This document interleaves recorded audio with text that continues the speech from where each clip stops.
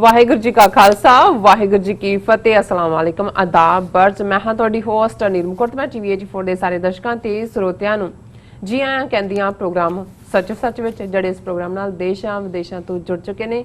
Khalsa affair centre ਦੇ ਸੰਚਾਲਕ doctor Amanjit Singh ji ਰੋਜ਼ਾਨਾ ਹੀ ਤਰ੍ਹਾਂ ਸਟੂਡੀਓ ਵਿੱਚ ਮੇਰੇ ਨਾਲ ਸ਼ਾਮਲ ਨੇ। ਉਹਨਾਂ ਨਾਲ ਮਿਲ ਕੇ ਗੱਲਬਾਤ ਕਰਦੇ ਹਾਂ ਅੱਜ ਦੇ ਜਿਹੜੇ ਅਹਿਮ ਇਸ਼ੂ ਨੇ ਉਹਨਾਂ ਬਾਰੇ। ਜੀ ਡਾਕਟਰ ਸਾਹਿਬ ਵਾਹਿਗੁਰੂ ਜੀ ਕਾ ਖਾਲਸਾ ਵਾਹਿਗੁਰੂ ਜੀ ਕੀ ਫਤਿਹ। हाँ जी नीलम कौर जी ਤੁਹਾਨੂੰ भी ਤੇ ਦੁਨੀਆ ਭਰ ਚ ਬੈਠੇ ਸਾਡੇ ਬਹੁਤ ਹੀ ਪਿਆਰੇ ਪਿਆਰੇ ਸੋਹਣੇ ਸਿਆਣੇ ਟੀਵੀ 84 ਦੇ ਦਰਸ਼ਕਾਂ ਨੂੰ ਵੀ ਵਾਹਿਗੁਰੂ ਜੀ ਕਾ ਖਾਲਸਾ ਵਾਹਿਗੁਰੂ ਜੀ ਕੀ ਫਤਿਹ ਤੇ ਸਾਡੇ ਮੁਸਲਮਾਨ ਭੈਣਾਂ ਭਰਾਵਾਂ ਨੂੰ अस्सलाम वालेकुम। जी डॉक्टर साहब जी आनू प्रोग्राम सचो सच विच बहुत शुक्रिया। जी डॉक्टर साहब आज 19 अगस्त 2020 4 ਭਾਦੋ ਨਾਨਕਸ਼ਾਹੀ ਸੰਮਤ 552 ਦਾ ਦਿਨ ਹੈ ਤੇ ਡਾਕਟਰ ਸਾਹਿਬ ਪ੍ਰੋਗਰਾਮ ਸ਼ੁਰੂ ਕਰਨ ਤੋਂ ਪਹਿਲਾਂ ਅਸੀਂ ਆਪਣੇ ਦਰਸ਼ਕਾਂ ਤੇ ਸਰੋਤਿਆਂ ਨੂੰ ਹਮੇਸ਼ਾ ਤਰ੍ਹਾਂ ਦੱਸਦੀ ਵਿਊਅਰਸ ਜੇ ਤੁਸੀਂ ਹੱਕ ਤੇ ਸੱਚ ਇਨਸਾਫ ਤੇ ਪਹਿਰਾ ਦਿਨ ਦਾ ਇੱਕੋ ਇੱਕ ਚੈਨਲ ਟੀਵੀ 84 ਨੂੰ ਦੇਖਣਾ ਚਾਹੁੰਦੇ ਹੋ ਤਾਂ ਤੁਸੀਂ ਦੇਖ ਸਕਦੇ ਹੋ spectrum cable, RCN cable, Bell Fibe cable in Canada, roku, Jadoo box, Shava, Facebook TV 84 ਦੀ ਐਪ ਰਾਹੀਂ online streaming and IP box ਤੇ ਤੁਸੀਂ TV 84 ਨੂੰ ਦੇਖ ਸਕਦੇ ਹੋ। ਵਿਊਅਰਸ ਜੇ ਤੁਸੀਂ TV 84 ਨਾਲ ਜਾਂ ਪ੍ਰੋਗਰਾਮ ਸੱਚੋ ਸੱਚ ਨਾਲ ਫੇਸਬੁੱਕ ਰਾਹੀਂ ਜੁੜੇ ਹੋ ਤਾਂ ਇਸ ਨੂੰ ਵੱਧ ਤੋਂ ਵੱਧ ਲਾਈਕ ਕਰੋ ਤੇ ਸ਼ੇਅਰ ਕਰੋ ਅਤੇ ਨਾਲ ਹੀ YouTube ਤੇ ਸਬਸਕ੍ਰਾਈਬ ਵੀ ਕਰੋ। ਇਹ ਵੀ ਦੱਸ ਦਈਏ ਕਿ ਤੁਸੀਂ TV 84 ਦੀ ਐਪ ਨੂੰ ਐਂਡਰੋਇਡ ਐਂਡ ਐਪ ਸਟੋਰ ਤੇ ਡਾਊਨਲੋਡ ਕਰਕੇ ਜੋ TV 84 ਦੀ ਲਾਈਵ ਸਟ੍ਰੀਮ ਹੈ ਉਸ ਨੂੰ ਤੁਸੀਂ 24 ਆਵਰਸ ਦੇਖ ਸਕਦੇ ਹੋ। ਵਿਊਅਰਸ ਹੁਣ ਅਸੀਂ ਆਪਣੇ ਪ੍ਰੋਗਰਾਮ ਦੀ ਸ਼ੁਰੂਆਤ ਕਰਨ ਜਾ ਰਹੇ ਹਾਂ ਅੱਜ ਦੇ ਪਹਿਲੇ ਅਹਿਮ ਇਸ਼ੂ ਦੇ ਨਾਲ। ਉਸ ਦੇ ਵਿੱਚ ਆਪਾਂ ਪਾਕਿਸਤਾਨ ਦੇ ਹਵਾਲੇ ਨਾਲ ਗੱਲਬਾਤ ਕਰਨ ਜਾ ਰਹੇ ਹਾਂ ਕਿ ਕਿਸ ਤਰ੍ਹਾਂ ਪਾਕਿਸਤਾਨ ਦੇ ਜੋ ਪ੍ਰਧਾਨ ਮੰਤਰੀ ਇਮਰਾਨ ਖਾਨ ਹੋਰਾਂ ਨੇ ਆਪਣੇ ਇੱਕ ਇੰਟਰਵਿਊ ਦੇ ਵਿੱਚ ਬੜੀਆਂ ਹੀ ਸਾਫ਼ ਤੇ ਸਪਸ਼ਟ ਨੇ ਜੋ ਗੱਲਾਂ ਨੇ ਉਹ ਕੀਤੀਆਂ ਨੇ ਜਿੱਥੇ ਉਹਨਾਂ ਨੇ ਪਾਕਿਸਤਾਨ ਦੀਆਂ ਦਰਪੇਸ਼ ਮੁਸ਼ਕਲਾਂ ਦਾ ਜ਼ਿਕਰ ਕੀਤਾ ਹੈ ਉੱਥੇ ਹੀ ਉਹਨਾਂ ਨੇ ਕਸ਼ਮੀਰ ਅਤੇ ਫਲਸਤੀਨੀਆਂ ਦੇ ਜੋ ਮੁੱਦੇ ਨੇ ਉਹਨਾਂ ਬਾਰੇ ਵੀ ਗੱਲਬਾਤ ਕੀਤੀ ਹੈ। ਸੋ ਇਸ ਬਾਰੇ ਆਪਾਂ ਵਿਚਾਰ ਚਰਚਾ ਕਰਨ ਜਾ ਰਹੇ ਹਾਂ। ਸੋ ਅਸੀਂ ਚਾਹਾਂਗੇ ਕਿ ਤੁਸੀਂ ਸਾਡੇ ਨਾਲ ਇਸੇ ਤਰ੍ਹਾਂ ਹੀ ਬਣੇ ਰਹਿਣਾ। ਦੇਖਣ ਸੁਣਨ ਲਈ ਤੁਹਾਡਾ ਸਭ ਦਾ ਬਹੁਤ ਬਹੁਤ ਸ਼ੁਕਰੀਆ। ਜੀ ਡਾਕਟਰ ਸਾਹਿਬ ਕੀ ਵਿਚਾਰਾਂ ਨੇ? ਦੇਖੋ ਅਸੀਂ ਦੇਖ ਰਹੇ ਹਾਂ ਕਿ ਸਾਡੇ ਖਿੱਤੇ ਦੇ ਵਿੱਚ ਸਾਊਥ ਏਸ਼ੀਆ 'ਚ ਮਿਡਲ ਈਸਟ ਕਿਉਂਕਿ ਜਦੋਂ ਅਸੀਂ ਏਸ਼ੀਆ ਦੀ ਗੱਲ ਕਰਦੇ ਹਾਂ ਉਹ ਫਿਰ ਜੋ ਸਾਊਥ ਏਸ਼ੀਆ ਦੀ ਪੋਲੀਟਿਕਸ ਹੈ ਉਹ ਮਿਡਲ ਈਸਟ ਤੱਕ ਜਾਂ ਜਦੋਂ ਅਸੀਂ ਈਵਨ ਈਸਟ ਏਸ਼ੀਆ ਦੀ ਗੱਲ ਕਰਦੇ ਹਾਂ ਇਹ ਸਾਰਾ ਖਿੱਤਾ ਜਿਹੜਾ ਬੜਾ ਅਹਿਮ ਹੈ ਔਰ ਇੱਕ ਦੂਸਰੇ ਨੂੰ ਪ੍ਰਭਾਵਿਤ ਕਰਦੇ ਨੇ। ਔਰ ਖ਼ਾਸ ਤੌਰ ਤੇ ਜਦੋਂ ਦੁਨੀਆ ਦੇ ਵਿੱਚ ਨਵੀਂ ਸਫਬੰਦੀ ਹੋ ਰਹੀ ਹੈ ਅਮਰੀਕਾ ਔਰ ਚਾਈਨਾ ਦੋਨੋਂ ਆਪੋ ਆਪਣੇ ਵਪਾਰਕ ਹਿੱਤਾਂ ਨੂੰ ਤਜ਼ਾਰਤੀ ਇੰਟਰਸਟ ਨੂੰ ਸਾਹਮਣੇ ਰੱਖ ਕੇ ਦੁਨੀਆ ਨੂੰ ਅੱਗੋਂ ਵੰਡਣ ਦੇ ਵਿੱਚ ਲੱਗੇ ਹੋਏ ਨੇ ਤੇ ਫਿਰ ਇਹ ਹੋਰ ਵੀ ਅਹਿਮ ਹੋ ਜਾਂਦਾ ਹੈ ਕਿਉਂਕਿ ਚੀਨ ਨਾ ਸਿਰਫ ਏਸ਼ੀਆ ਦਾ ਟਾਈਗਰ ਹੈ ਜਾਂ ਏਸ਼ੀਆ ਦੀ ਵੱਡੀ ਤਾਕਤ ਹੈ ਬਲਕਿ ਗਲੋਬਲ ਲੈਵਲ ਦੇ ਉੱਤੇ $15 ਟ੍ਰਿਲੀਅਨ ਦੀ ਇਕਨੋਮੀ ਦੇ ਨਾਲ ਔਰ ਆਉਣ ਵਾਲੇ ਪੀਰੀਅਡ 'ਚ ਇਕਨੋਮਿਕਲ ਕੋਰੀਡੋਰ ਜਿਹੜਾ ਕਿ ਲਗਭਗ 140 ਦੇ ਕਰੀਬ ਦੇਸ਼ਾਂ ਨੂੰ ਜਿਹੜਾ ਉਹ ਬੇਸ਼ੱਕ ਲੈਂਡ ਦੇ ਉੱਤੇ ਹੋਏ ਜਾਂ ਸਮੁੰਦਰ ਰਾਹੀਂ ਹੋਏ ਉਹਨਾਂ ਨੂੰ ਟੱਚ ਕਰਦਾ ਹੈ। ਇਸ ਸਾਰੇ ਨੇ ਸਾਰਾ ਫੋਕਸ ਉਸ ਪਾਸੇ ਵੱਲ ਤੋਰਿਆ। ਬਿਲਕੁਲ ਮਿਡਲ ਈਸਟ ਦੇ ਵਿੱਚ ਇਜ਼ਰਾਈਲ ਦੀ ਪੋਜੀਸ਼ਨ ਜੋ ਰਹੀ ਅਸੀਂ ਦੇਖਦੇ ਹਾਂ ਕਿ 1948 ਚ ਉਸ ਸਮੇਂ ਤੋਂ ਬਾਅਦ ਹੀ ਰੂਜ਼ਵੈਲਟ ਨੇ ਤਾਂ ਇਸ ਨੂੰ ਮਾਨਤਾ ਨਹੀਂ ਸੀ ਦਿੱਤੀ ਬਟ ਅਸੀਂ ਟਰੂਮੈਨ ਦੇ ਪੀਰੀਅਡ 'ਚ ਦੇਖਦੇ ਹਾਂ ਕਿ ਕਿਵੇਂ UN ਦੇ ਰੈਜ਼ੋਲੂਸ਼ਨ ਦੇ ਥੱਲੇ ਇਹ ਫੈਸਲਾ ਹੋਇਆ ਕਿ ਫਲਸਤੀਨ ਨੂੰ ਡਿਵਾਈਡ ਕੀਤਾ ਜਾਏ ਔਰ ਦੋਵੇਂ ਫਲਸਤੀਨ ਔਰ ਇਜ਼ਰਾਈਲ ਜਿਹੜੀਆਂ ਨੇ ਉਹ ਸੈਪਰੇਟ ਸਟੇਟਾਂ ਹੋਣ ਦੇ ਵਿੱਚ ਆਣ। ਫਲਸਤੀਨ ਤਾਂ ਆਲਰੇਡੀ ਐਗਜ਼ਿਸਟ ਕਰਦਾ ਸੀ ਔਰ ਫਸਟ ਵਰਲਡ ਵਾਰ ਤੋਂ ਬਾਅਦ ਜਦੋਂ ਕਿ ਇਹ ਸਾਰਾ ਖਿੱਤਾ ਜਿਹੜਾ ਉਸਮਾਨੀਆ ਸੁਲਤਨਤ ਜਿਹਨੂੰ ਆਟੋਮਨ ਐਮਪਾਇਰ ਕਿਹਾ ਜਾਂਦਾ ਹੈ ਉਹਦੇ ਕਬਜ਼ੇ 'ਚ ਸੀ ਉਹ ਉੱਥੋਂ ਨਿਕਲ ਗਿਆ ਤੇ ਫਿਰ ਇੱਥੇ ਅਸੀਂ ਦੇਖਦੇ ਹਾਂ ਕਿ with the notch of the pen ਕਿਵੇਂ ਨਵੇਂ ਦੇਸ਼ ਔਰ ਜਿਨ੍ਹਾਂ ਨੂੰ ਵੈਸਟ ਨੇ ਯਕੀਨੀ ਬਣਾਇਆ ਕਿ ਇਹਨਾਂ ਦਾ ਪ੍ਰਭਾਵ ਉੱਥੇ ਰਹੇ ਕਿਉਂਕਿ ਇਹੀ middle East 19th sanctuary and 'ਚ ਉੱਥੇ ਤਵਾਨਾਈ ਤੇਲ ਨਿਕਲ ਚੁੱਕਾ ਸੀ ਔਰ ਉਸ ਸਾਰੇ ਜਿਹੜਾ ਫਲਸਤੀਨ ਹੈ ਉਹ ਸਿੱਧੇ ਤੌਰ ਤੇ ਬ੍ਰਿਟਿਸ਼ ਕਾਲੋਨੀ ਸੀ ਔਰ ਫਲਸਤੀਨ ਦੀ ਡਿਵੀਜ਼ਨ ਦਾ ਮਤਲਬ ਸੀ ਕਿ ਇਜ਼ਰਾਈਲ ਦੀ ਹੋਂਦ ਔਰ ਫਿਰ ਕਿਸ ਅੰਦਾਜ਼ ਦੇ ਵਿੱਚ ਹੌਲੀ ਹੌਲੀ ਉੱਥੋਂ ਦੇ ਜਿਹੜੇ ਓਰੀਜਨਲ ਇਨਹੈਬੀਟੈਂਟ ਸੀ ਜਿਨ੍ਹਾਂ ਲਈ ਲਫ਼ਜ਼ ਮੂਲ ਨਿਵਾਸੀ ਇਸਤੇਮਾਲ ਕੀਤਾ ਜਾਂਦਾ ਫਲਸਤੀਨੀ ਉਹਨਾਂ ਨੂੰ ਉੱਥੋਂ ਹਿਜਰਤ ਕਰਵਾਈ ਗਈ। ਕੁਝ ਕਿਸੇ ਹੱਦ ਤੱਕ ਕਿਉਂਕਿ ਬਾਹਰ ਬੈਠੇ ਯਹੂਦੀ ਬਹੁਤ ਅਮੀਰ ਸੀ ਔਰ ਜਦੋਂ ਉਹਨਾਂ ਨੇ ਉੱਥੇ ਜਾ ਕੇ ਜ਼ਮੀਨਾਂ ਖਰੀਦਣੀਆਂ ਸ਼ੁਰੂ ਕੀਤੀਆਂ ਜਿੱਥੇ ਅੱਜ ਮੌਜੂਦਾ ਇਜ਼ਰਾਈਲ ਹੈ, ਤੇ ਉਸ ਜੋ ਵੀ ਉੱਥੇ ਐਗਜ਼ਿਸਟਿੰਗ ਜ਼ਮੀਨਾਂ ਦੀ ਕੀਮਤ ਸੀ ਉਸ ਨਾਲੋਂ 10-10 ਗੁਣਾ ਜ਼ਿਆਦਾ, 20-20 ਗੁਣਾ ਜ਼ਿਆਦਾ ਭਾਵਾਂ ਦੇ ਉੱਤੇ ਉਹ ਜ਼ਮੀਨਾਂ ਉਹਨਾਂ ਨੇ ਲਈਆਂ। ਔਰ ਉਹਨਾਂ ਨੂੰ ਵੀ ਲੱਗਦਾ ਸੀ ਕਿ ਜੀ ਅਸੀਂ ਫਾਇਦਾ ਲੁੱਟ ਰਹੇ ਹਾਂ, ਇਹ ਸਾਰੇ ਚੋਂ ਸਾਨੂੰ ਫਾਇਦਾ ਹੋ ਰਿਹਾ।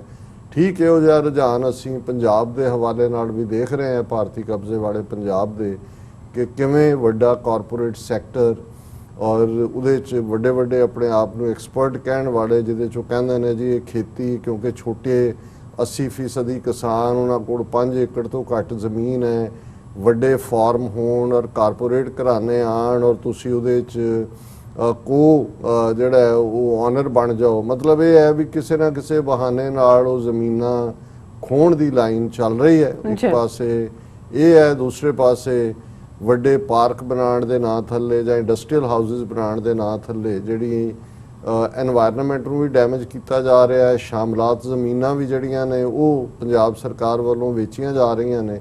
ਔਰ ਅਸੀਂ ਦੇਖ ਰਹੇ ਹਾਂ ਕਿ ਜਦੋਂ ਅਸੀਂ ਇਜ਼ਰਾਈਲੀ ਮਾਡਲ ਦੀ ਗੱਲ ਕਰਦੇ ਹਾਂ ਕਿ ਜੋ ਕਸ਼ਮੀਰ ਦੇ ਵਿੱਚ ਹੁਣ ਲਗਭਗ ਪਿਛਲੇ 1 ਸਾਲ ਤੋਂ ਖਾਸ ਤੌਰ ਤੇ ਜ਼ੁਲਮ ਦੀ ਹਨੇਰੀ ਝੁੱਲ ਰਹੀ ਹੈ, ਉਹਨਾਂ ਨੂੰ ਕਿਵੇਂ ਇਕਨੋਮਿਕਲੀ ਵੀ ਲੁੱਟਿਆ ਜਾ ਰਿਹਾ ਹੈ, ਕਿਵੇਂ ਵੱਡੇ ਜਿਹੜੀਆਂ ਨੇ ਜ਼ਮੀਨਾਂ ਦੀ ਨਿਲਾਮੀ ਵਪਾਰੀ 70% ਤੋਂ ਜ਼ਿਆਦਾ ਜਿਹੜੇ ਉਹਨਾਂ ਦੀਆਂ ਜਿਹੜੀ ਮਾਈਨਸ ਔਰ ਦੂਸਰੀਆਂ ਨੇ ਉਹ ਗੈਰ ਕਸ਼ਮੀਰੀਆਂ ਨੂੰ ਦਿੱਤੀਆਂ ਗਈਆਂ ਨੇ।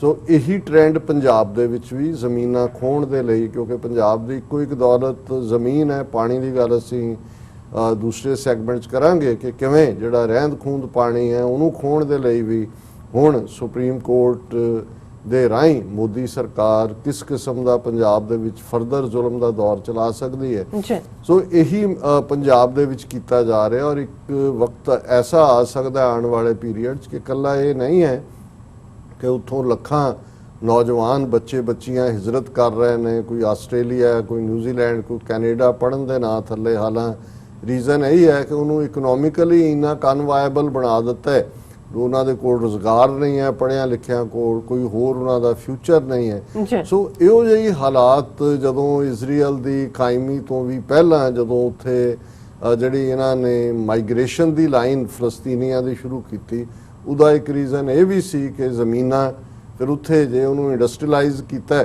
ਤੇ ਉਹਨਾਂ ਨੇ ਯਕੀਨੀ ਬਣਾਇਆ ਵੀ ਕਿਸੇ ਫਲਸਤੀਨੀ ਨੂੰ ਨੌਕਰੀ ਨਹੀਂ ਦੇਣੀ, ਯਹੂਦੀ ਨੂੰ ਰੱਖਣਾ। ਸੋ ਜ਼ਾਹਰ ਹੈ ਜਦੋਂ ਉਹ ਬੇਜ਼ਮੀਨੇ ਵੀ ਹੋਏ, ਬੇਰੁਜ਼ਗਾਰੇ ਵੀ ਹੋਏ, ਉਹਨਾਂ ਨੇ ਆਪਣੀਆਂ ਕੁਹਾੜੀਆਂ ਮੋਢੇ ਤੇ ਚੁੱਕੀਆਂ ਔਰ ਆਪਣਾ ਬਸਤਾ ਚੁੱਕਿਆ ਔਰ ਲਾਗਲੇ ਪਾਸੇ ਨਿਕਲ ਗਏ ਜੌਬ ਦੀ ਭਾਲ 'ਚ। ਜਿਵੇਂ ਪੰਜਾਬ ਦੇ ਵਿੱਚ ਜਿਹੜੀ ਮਾੜੀ ਮੋਟੀ ਇੰਡਸਟਰੀ ਵੀ ਹੈ, ਜਿਹਨੂੰ ਬਹੁਤ ਵਾਰ ਜਿਹੜੇ ਨੇ ਹਿੰਦੂ ਭਰਾ ਹੀ ਜਿਹੜੇ ਨੇ ਉਹਦੇ ਮਾਲਕ ਨੇ, ਉਹ ਇਸ ਗੱਲ ਨੂੰ ਯਕੀਨੀ ਬਣਾਉਂਦੇ ਨੇ ਕਿ ਭਾਈ ਉਹਨਾਂ ਨੇ ਜਿਹੜਾ ਮਜ਼ਦੂਰ ਹੈ ਉਹ ਯੂਪੀ ਬਿਹਾਰ ਦਾ ਭਈਆ ਜਿਹੜਾ ਮਾਈਗ੍ਰੈਂਟ ਲੇਬਰ ਹੈ ਉਹਨੂੰ ਰੱਖਣਾ ਔਰ ਪੰਜਾਬ ਦੇ ਕਿਸੇ ਨੂੰ ਨਹੀਂ। ਔਰ ਫਿਰ ਜੇ ਉਹਨਾਂ ਨੂੰ ਕੋਈ ਕਹੇ, ਉਹ ਕਹਿੰਦਾ ਜੀ ਨਹੀਂ ਇਹ ਪੰਜਾਬੀ ਬਹੁਤ ਝਗੜਾ ਕਰਦੇ ਨੇ ਜਾਂ ਦੂਜਾ। ਇਹਦੇ 'ਚ ਕੋਈ ਸ਼ੱਕ ਨਹੀਂ ਹੈ ਕਿ ਭਈਏ ਜਿੱਥੇ ਉਹਨਾਂ ਨੂੰ ਇਹ ਲੱਗਦਾ ਹੈ ਕਿ ਵੀ ਇਹਦੇ ਨਾਲ ਅਸੀਂ ਆਪਣੀ ਗਿਣਤੀ ਪੰਜਾਬ 'ਚ ਵਧਾ ਰਹੇ ਹਾਂ, ਉੱਥੇ ਉਹਨਾਂ ਨੂੰ ਇਹ ਵੀ ਹੁੰਦਾ ਵੀ ਉਹਨਾਂ ਦੀ ਜੇ ਤਨਖਾਹ ਵੀ ਮਾਰ ਲੈਣ ਜਾਂ ਉਹਨਾਂ ਨੂੰ ਘੱਟ ਦੇਣ ਜਾਂ ਉਹਨਾਂ ਨੂੰ ਟਰਕਾਈ ਜਾਣ ਤੇ ਉਹ ਸਹਿੰਦੇ ਜਾਂਦੇ ਨੇ। ਲੇਕਿਨ ਬਾਜ਼ਾਰ ਹੈ ਪੰਜਾਬ ਦਾ, ਪੇਂਡੂ ਭਾਵੇਂ ਕੋਈ ਵੀ ਹੋਏ, ਉਹ ਇਹ ਜਿਹੜਾ ਉਹ ਸਹਾਰੇਗਾ ਨਹੀਂ ਕਿ ਵੀ ਤੁਸੀਂ ਉਹਦਾ ਹੱਕ ਮਾਰੋ। ਲੇਕਿਨ ਇਹ ਇੱਕ ਵੱਡੀ ਗੇਮ ਹੈ ਜਿਹਦੇ ਥੱਲੇ, ਕਿਉਂਕਿ ਬਾਰ-ਬਾਰ ਜਦੋਂ ਅਸੀਂ ਇਸ ਖਿੱਤੇ ਦਾ ਜ਼ਿਕਰ ਕਰਦੇ ਹਾਂ ਕਿ ਫਲਸਤੀਨੀਆਂ ਦੇ ਨਾਲ ਕੀ ਹੋਇਆ ਜਾਂ ਕੀ ਹੋ ਰਿਹਾ, ਤੇ ਫਿਰ ਸਾਨੂੰ ਦੇਖਣਾ ਪਏਗਾ ਕਿ ਕਸ਼ਮੀਰ ਦੇ ਵਿੱਚ ਤਾਂ ਜ਼ਾਹਰਾ ਤੌਰ ਤੇ ਉਹ ਸਾਰਾ ਹੁਣ ਨਜ਼ਰ ਆ ਰਿਹਾ, ਪੰਜਾਬ 'ਚ ਕੁਝ ਸਿੱਧੇ ਤੌਰ ਤੇ ਹੈ, ਕੁਝ ਲੁਕਵੇਂ ਤੌਰ ਤੇ। ਸੋ ਇਹਨਾਂ ਸਾਰੇ ਹਾਲਾਤਾਂ ਦੇ ਵਿੱਚ ਜਿਹੜਾ ਹੈ ਉਹ ਵੱਡੀ ਗਿਣਤੀ ਦੇ ਵਿੱਚ ਹੌਲੀ-ਹੌਲੀ ਫਿਰ ਸੈਕੰਡ ਵਰਲਡ ਵਾਰ ਦੇ 1932-33 ਤੋਂ ਲੈ ਕੇ 1945-46 ਤੱਕ ਜਿਹੜੇ ਮਿਲੀਅਨਸ ਆਫ ਜੂ ਮਾਰੇ ਗਏ, ਭਾਵੇਂ ਉਹਦੇ 'ਚ ਇਕੱਲੇ ਜਰਮਨੀ 'ਚ ਨਹੀਂ ਯੂਰਪ ਭਰ 'ਚ ਮਾਰੇ ਗਏ, ਪਰ ਜਿਹੜੇ ਬਚੇ ਉਹਨਾਂ ਨੂੰ ਵੀ ਫਿਰ ਬੜੇ ਸਿਸਟੇਮੈਟਿਕਲੀ ਲਿਆ ਕੇ ਉੱਥੇ ਜਦੋਂ ਇਜ਼ਰਾਈਲ ਦਾ ਕਨਸੈਪਟ ਮਨਾ ਲਿਆ ਗਿਆ, ਭਾਵੇਂ ਬਾਅਦ ਦੇ ਵਿੱਚ ਲੜਾਈ ਵੀ ਹੋਈ 67-66 ਦੀ ਲੜਾਈ ਤੋਂ ਪਹਿਲਾਂ ਵੀ 48 ਦੇ ਵਿੱਚ ਨੇਬਰਿੰਗ ਅਰਬ ਕੰਟਰੀਜ਼ ਹਮਲਾਵਰ ਹੋਏ। ਇੱਕ ਵੱਖਰੀ ਕਹਾਣੀ ਹੈ ਕਿ ਕਿਵੇਂ ਉਹਨਾਂ ਦੀਆਂ ਜਿਹੜੀਆਂ ਦਹਿਸ਼ਤਗਰਦ ਤਨਜ਼ੀਮਾਂ ਸੀ ਉਹ ਹੈਗਨਾ ਹੋਏ, ਦੂਜੇ, ਔਰ ਜਿਹਦੇ ਅਗਲੇ 25-30 ਸਾਲ 'ਚ ਆਲਮੋਸਟ 40 ਸਾਲ ਹੀ ਜਿਹੜੇ ਈਵਨ ਇਜ਼ਰਾਈਲ ਦੇ ਪ੍ਰਾਈਮ ਮਿਨਿਸਟਰ ਜਾਂ ਦੂਸਰੇ ਵੀ ਬਣਦੇ ਰਹੇ, ਉਹਨਾਂ ਦੇ ਵਿੱਚ ਤੁਸੀਂ ਕਿਸੇ ਦਾ ਨਾਂ ਲਓ, ਉਹ ਕਿਸੇ ਨਾ ਕਿਸੇ ਤਰੀਕੇ ਨਾਲ ਉਹਨਾਂ ਦਹਿਸ਼ਤਗਰਦ ਤਨਜ਼ੀਮਾਂ ਦਾ ਹਿੱਸਾ ਸੀ। ਉਹਨਾਂ 'ਚੋਂ ਕੁਛ ਤਾਂ ਐਸੇ ਸੀ ਜਿਨ੍ਹਾਂ ਨੂੰ ਈਵਨ ਇੰਗਲੈਂਡ ਨੇ ਉਹਨਾਂ ਨੂੰ ਦਹਿਸ਼ਤਗਰਦ ਐਲਾਨਿਆ ਹੋਇਆ ਸੀ ਕਿ ਉਹ ਵੜ ਨਹੀਂ ਸੀ ਸਕਦੇ, ਕਿਉਂਕਿ ਜੀ। ਇਹ ਉਦੋਂ ਫਲਸਤੀਨ ਬ੍ਰਿਟਿਸ਼ ਕਾਲੋਨੀ ਸੀ ਜਦੋਂ 1930s 'ਚ ਇਹ ਦਹਿਸ਼ਤਗਰਦ ਆਰਗੇਨਾਈਜੇਸ਼ਨਾਂ ਉੱਥੇ ਆਪਣੀਆਂ ਹੈਗਨਾ ਵਰਗੀਆਂ ਜਿਹੜੀਆਂ ਨੇ ਉਹਦੇ 'ਚ ਮਾਈਕਲ ਬੈਗਨ ਹੋਏ, ਔਰ ਬਾਅਦ ਦੇ ਵਿੱਚ ਜਿਵੇਂ ਸ਼ਾਇਦ ਗੋਲਡਾ ਮਾਇਰ ਨਾਂ ਸੀ, ਕਿਵੇਂ ਉਹਨਾਂ ਨੇ ਸਾਰਾ ਕੀਤਾ, ਉਹ ਕਿਤੇ ਨਾ ਕਿਤੇ ਉਹਦੇ ਨਾਲ ਸਾਰੇ ਜੁੜੇ ਹੋਏ ਸੀ। ਸੋ ਇਹ ਪਿਛੋਕੜ ਦੇ ਵਿੱਚ ਹੀ ਅਸੀਂ ਇਹ ਸਮਝਣ ਦੀ ਕੋਸ਼ਿਸ਼ ਕਰੀਏ ਕਿ ਜਦੋਂ ਇੱਕ ਪਾਸੇ ਇਹ ਖਿੱਤਾ ਬਦਲ ਰਿਹਾ ਹੈ, ਜ਼ਾਹਰ ਹੈ ਕਿ ਜਿਹੜੀ ਦੌਲਤ ਅਰਬ ਮੁਲਕਾਂ ਦੇ ਕੋਲ ਖਾਸ ਤੌਰ ਤੇ ਸਾਊਦੀ ਅਰੇਬੀਆ ਸਭ ਤੋਂ ਵੱਡਾ ਸੋਰਸ ਬਣ ਕੇ ਬਾਅਦ ਦੇ ਵਿੱਚ 7 ਰਿਆਸਤਾਂ ਵਾਲਾ UAE ਜਾਂ ਬਹਿਰੀਨ ਜਾਂ ਕਤਰ ਜਾਂ ਇਹ ਸਾਰੇ ਉਭਰੇ, ਹੁਣ ਇਹ ਵੀ ਇੱਕ ਇੰਡਸਟਰੀਅਲਾਈਜ਼ਡ ਵਰਲਡ ਦੇ ਵਿੱਚ ਚੇਂਜ ਹੋ ਰਹੀ ਹੈ। ਅਮਰੀਕਾ ਆਪਣੇ ਤੌਰ ਤੇ ਆਇਲ ਪ੍ਰੋਡਿਊਸਿੰਗ ਹੀ ਨਹੀਂ, ਆਇਲ ਐਕਸਪੋਰਟਿੰਗ ਮੁਲਕ ਬਣ ਗਿਆ ਹੈ। ਸਾਊਥ ਅਮਰੀਕਾ ਦੇ ਵਿੱਚ ਵੈਨਜ਼ੂਏਲਾ ਦੇ ਵਿੱਚ ਵੀ ਵੱਡੇ ਤੇਲ ਦੇ ਭੰਡਾਰ ਜਿਹਨੂੰ ਇਹ ਕਾਬੂ ਕਰਨਾ ਚਾਹੁੰਦੇ ਨੇ, ਔਰ ਕੁਛ ਨਾ ਕੁਛ ਕੋਵਿਡ-19 ਨੂੰ ਲੈ ਕੇ ਜਿਹੜਾ ਸਲੋ ਡਾਊਨ ਹੋਇਆ ਹੈ, ਇਹ ਵੀ ਲੱਗ ਰਿਹਾ ਕਿ ਪੋਸਟ ਕੋਵਿਡ-19 ਕਿਸ ਕਿਸਮ ਦਾ ਵਰਲਡ ਹੋਏਗਾ ਔਰ ਕਿੰਨਾ ਚੀਜ਼ਾਂ ਦੀ ਲੋੜ ਰਹੇਗੀ। ਸੋ ਇਸ ਸਾਰੇ ਕੌਨਟੈਕਸਟ ਦੇ ਵਿੱਚ ਨਵੇਂ ਪਰਮੂਟੇਸ਼ਨ ਕੰਬੀਨੇਸ਼ਨ ਬਣ ਰਹੇ ਨੇ। ਚਾਈਨਾ ਨੇ ਆਪਣਾ ਬੇਸ ਮਿਡਲ ਈਸਟ ਤੱਕ ਪਹੁੰਚਾਇਆ, ਇੱਕੋ ਵੇਲੇ ਸਾਊਦੀ ਅਰੇਬੀਆ ਦੇ ਨਾਲ ਵੀ ਡੀਲ ਕਰਦਾ, ਔਰ ਐਸਾ ਵੀ ਦੇਖਣ 'ਚ ਸਾਹਮਣੇ ਆਇਆ ਹੈ ਕਿ ਈਵਨ ਅਮਰੀਕਾ ਨੂੰ ਵੀ ਇਸ ਗੱਲ ਦਾ ਬਹੁਤਾ ਪਤਾ ਨਹੀਂ ਲੱਗਾ ਕਿ ਕਿਵੇਂ ਈਵਨ ਜਿਹੜੇ ਚਾਈਨੀਜ਼ ਵੈਪਨ ਨੇ ਉਹ ਵੀ ਸਾਊਦੀ ਅਰੇਬੀਆ ਲੈਂਦਾ ਰਿਹਾ ਹੈ, ਔਰ ਉਹਦੇ ਨਾਲ ਉਸ ਕਿਸਮ ਦੀ ਰਿਲੇਸ਼ਨਸ਼ਿਪ ਹੈ। ਚਾਈਨਾ ਨੇ ਇਜ਼ਰਾਈਲ ਦੇ ਨਾਲ ਵੀ ਆਪਣੇ ਤੌਰ ਦੇ ਉੱਤੇ ਵਪਾਰਕ ਰਿਸ਼ਤੇ ਵੀ ਬਣਾਏ ਹੋਏ ਨੇ, ਔਰ ਇਸ ਇਕਨੋਮਿਕਲ ਕੋਰੀਡੋਰ ਦੇ ਥੱਲੇ ਉਹਨਾਂ ਦੀ ਪੋਰਟ ਡਿਵੈਲਪਮੈਂਟ ਜਾਂ ਦੂਸਰਾ ਰੋਡ ਔਰ ਉਹਦੇ 'ਚ ਵੀ ਇਨਵੋਲਵ ਹੈ। ਸੋ ਚਾਈਨਾ ਜਿਹੜਾ ਹੈ ਇੱਕ ਜਿਵੇਂ ਸੱਚਮੁੱਚ ਇੱਕ ਸੁਪਰ ਪਾਵਰ ਹਰ ਇੱਕ ਨੂੰ ਦੇਖਦੀ ਹੈ ਕਿ ਭਾਈ ਉਹਦੇ 'ਚੋਂ ਕੀ ਠਕੋਰਿਆ ਜਾ ਸਕਦਾ ਹੈ ਜਾਂ ਉਹਦੇ 'ਚੋਂ ਕੀ ਕੱਢਿਆ ਜਾ ਸਕਦਾ ਹੈ। ਸੋ ਉਹ ਦੋਨੋਂ ਪਾਸੇ ਬੋਥ ਸਾਈਡਸ ਆਫ ਦਾ ਆਇਲ ਖੇਡਦੇ ਨੇ, ਕਿਉਂਕਿ ਇਸਲਾਮਿਕ ਵਰਲਡ ਤਾਂ ਇਹਨਾਂ ਵੈਸਟਰਨ ਪਾਵਰਸ ਨੇ ਮੋਰ ਇਹਨੂੰ ਬਲਾਕ ਦੇ ਵਿੱਚ ਵੰਡਿਆ, ਸੁੰਨੀ ਸ਼ੀਆ ਲਾਈਨ ਨੂੰ। ਜੇ ਅਸੀਂ ਈਰਾਨ ਇਰਾਕ ਵਾਰ ਦੇਖੀਏ, ਆਇਤੁੱਲਾ ਖਮੀਨੀ ਦੀ ਚੜ੍ਹਾਈ ਤੋਂ ਬਾਅਦ 1979 ਤੋਂ ਲੈ ਕੇ 1988 ਤੱਕ ਉਹਦੇ 'ਚ ਬਹੁਤ ਵਾਰੀ ਤੁਸੀਂ ਦੇਖੋਗੇ ਕਿ ਬਈ ਉਹ ਜੰਗ ਉੱਥੇ ਥੋਪੀ ਗਈ ਤਾਂ ਕਿ ਜਿਹੜਾ ਇੱਕ ਪਾਸੇ ਦਾ ਰਾਈਜ਼ ਹੈ ਉਹ ਕਿਤੇ ਇੱਕ ਮੀਟਿੰਗ ਪੁਆਇੰਟ ਨਾ ਦੇ ਦੇ ਬਾਕੀ ਮੁਲਕਾਂ ਨੂੰ, ਔਰ ਉਹ ਵੀ ਜਿਹੜੇ ਲੋਕ ਬੇਲੌਸ ਹੁੰਦੇ ਨੇ, ਬੇਨਿਆਜ਼ ਹੁੰਦੇ ਨੇ, ਉਹ ਤਾਂ ਸਮਝ ਸਕਦੇ ਨੇ ਗੇਮ ਜਦੋਂ ਤੁਹਾਡੇ ਆਪਣੇ ਹਿੱਤ ਵੀ ਤੁਸੀਂ ਗਰੀਡ ਦੇ ਵਿੱਚ ਹੋਵੋ ਔਰ ਤੁਸੀਂ ਆਸ਼ੀ 'ਚ ਪਏ ਹੋਵੋ, ਫਿਰ ਤੁਸੀਂ ਇੱਕ ਤਾਕਤ ਜਾਂ ਦੂਸਰੀ ਤਾਕਤ ਦੇ ਮੋਹਰੇ ਬਣਨ 'ਚ, ਕਿਉਂਕਿ ਤੁਸੀਂ ਕਾਣੇ ਹੁੰਦੇ ਹੋ, ਤੁਹਾਨੂੰ ਕੋਈ ਦਿੱਕਤ ਨਹੀਂ ਹੁੰਦੀ।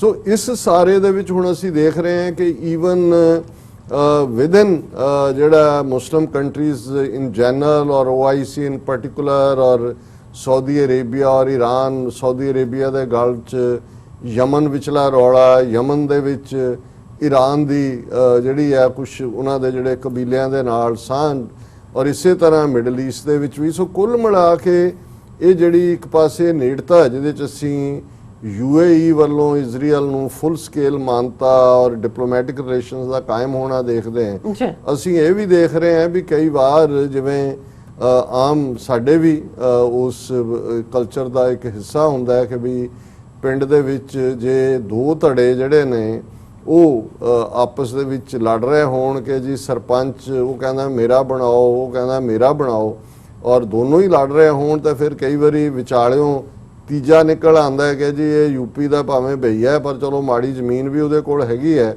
ਉਹਨੂੰ ਬਣਾਉਣਾ ਮੰਨ ਜਾਣਗੇ ਤਾਂ ਕਿ ਦੂਸਰੇ ਨੂੰ ਨਹੀਂ ਬਣਨ ਦੇਣਾ। ਇਹ ਵੀ ਇੱਕ ਪਾਰਟ ਹੁੰਦਾ ਹੈ। ਸੋ ਮੈਨੂੰ ਇਹ ਲੱਗਦਾ ਹੈ ਕਿ ਵੀ ਇਹ ਕਿਤੇ ਨਾ ਕਿਤੇ ਈਰਾਨ ਜਿਹਦਾ ਇਨਫਲੂਐਂਸ ਇਸ ਦੌਰ ਦੇ ਵਿੱਚ ਵਧਿਆ, ਖਾਸ ਤੌਰ ਤੇ ਇਰਾਕ ਦੇ ਕਮਜ਼ੋਰ ਹੋਣ ਤੋਂ ਬਾਅਦ, ਔਰ ਫਿਰ ਇਰਾਕ ਦੇ ਵਿੱਚ ਜ਼ਾਹਰ ਹੈ ਸ਼ੀਆ ਮੈਜੋਰਿਟੀ ਹੈ, ਉਹਨਾਂ ਦਾ ਇਨਫਲੂਐਂਸ ਵਧਿਆ।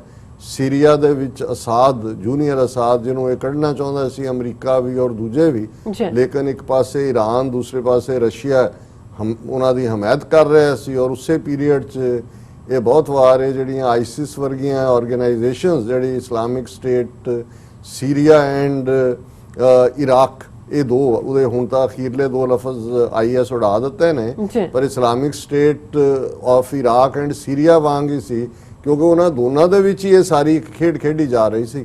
ਔਰ ਜ਼ਾਹਰ ਹੈ ਉਹਦੇ 'ਚ ਅਮਰੀਕਾ ਜਾਂ ਦੂਸਰੇ ਕਾਮਯਾਬ ਨਹੀਂ ਹੋਏ। ਸੋ ਈਰਾਨ ਦਾ ਇਨਫਲੂਐਂਸ ਵਧਿਆ। ਫਿਰ ਅਸੀਂ ਬੈਰੂਤ ਦੇ ਹਵਾਲੇ ਨਾਲ ਜਿਹੜੀ ਤਾਜ਼ਾ ਘਟਨਾ, ਬੇਸ਼ੱਕ ਉਸ ਬਲਾਸਟ ਨੂੰ ਉੱਥੇ ਕੋਈ ਸ਼ਿਪ ਆ ਕੇ ਖੜਾ ਸੀ, ਉਹਨੂੰ ਰਾਹਦਾਰੀ ਨਹੀਂ ਦਿੱਤੀ ਗਈ ਜਾਂ ਕੀ ਹੋਇਆ ਜਾਂ ਕੀ ਬਲਾਸਟ ਹੋਇਆ, ਲੇਕਿਨ ਇਹਦੇ 'ਚ ਕੋਈ ਸ਼ੱਕ ਨਹੀਂ ਹੈ ਕਿ ਅਜੇ ਤੱਕ ਭਾਵੇਂ ਕਾਰਨ ਨਹੀਂ ਪਤਾ, ਲੇਕਿਨ ਅੱਧਾ ਬੈਰੂਤ ਜਿਹੜਾ ਹੈ ਉਹ ਤਬਾਹੀ ਦੇ ਮੁਹਾਨੇ ਤੇ ਲਿਆ ਕੇ ਖੜਾ ਕੀਤਾ। ਔਰ ਕਿਉਂਕਿ ਲਬਨਾਨ ਫ੍ਰੈਂਚ ਕਾਲੋਨੀ ਰਿਹਾ ਹੈ ਕਿਸੇ ਜ਼ਮਾਨੇ 'ਚ, ਔਰ ਫ੍ਰੈਂਚ ਨੇ ਉਹਦੇ 'ਚ ਫਰਾਂਸ ਦਾ ਮੈਕਰੋਨ ਕਿ ਕੀ ਉਹਨਾਂ ਦਾ ਨਾਂ ਹੈ, ਪ੍ਰਾਈਮ ਮਿਨਿਸਟਰ ਉੱਥੇ ਵੀ ਗਏ, ਉਹਨਾਂ ਦੀ ਰੀਹੈਬਿਲਿਟੇਸ਼ਨ ਦੀ ਗੱਲ ਹੋ ਰਹੀ ਹੈ। ਸੋ ਇਹ ਸਾਰੀਆਂ ਨਵੀਆਂ ਨੇ।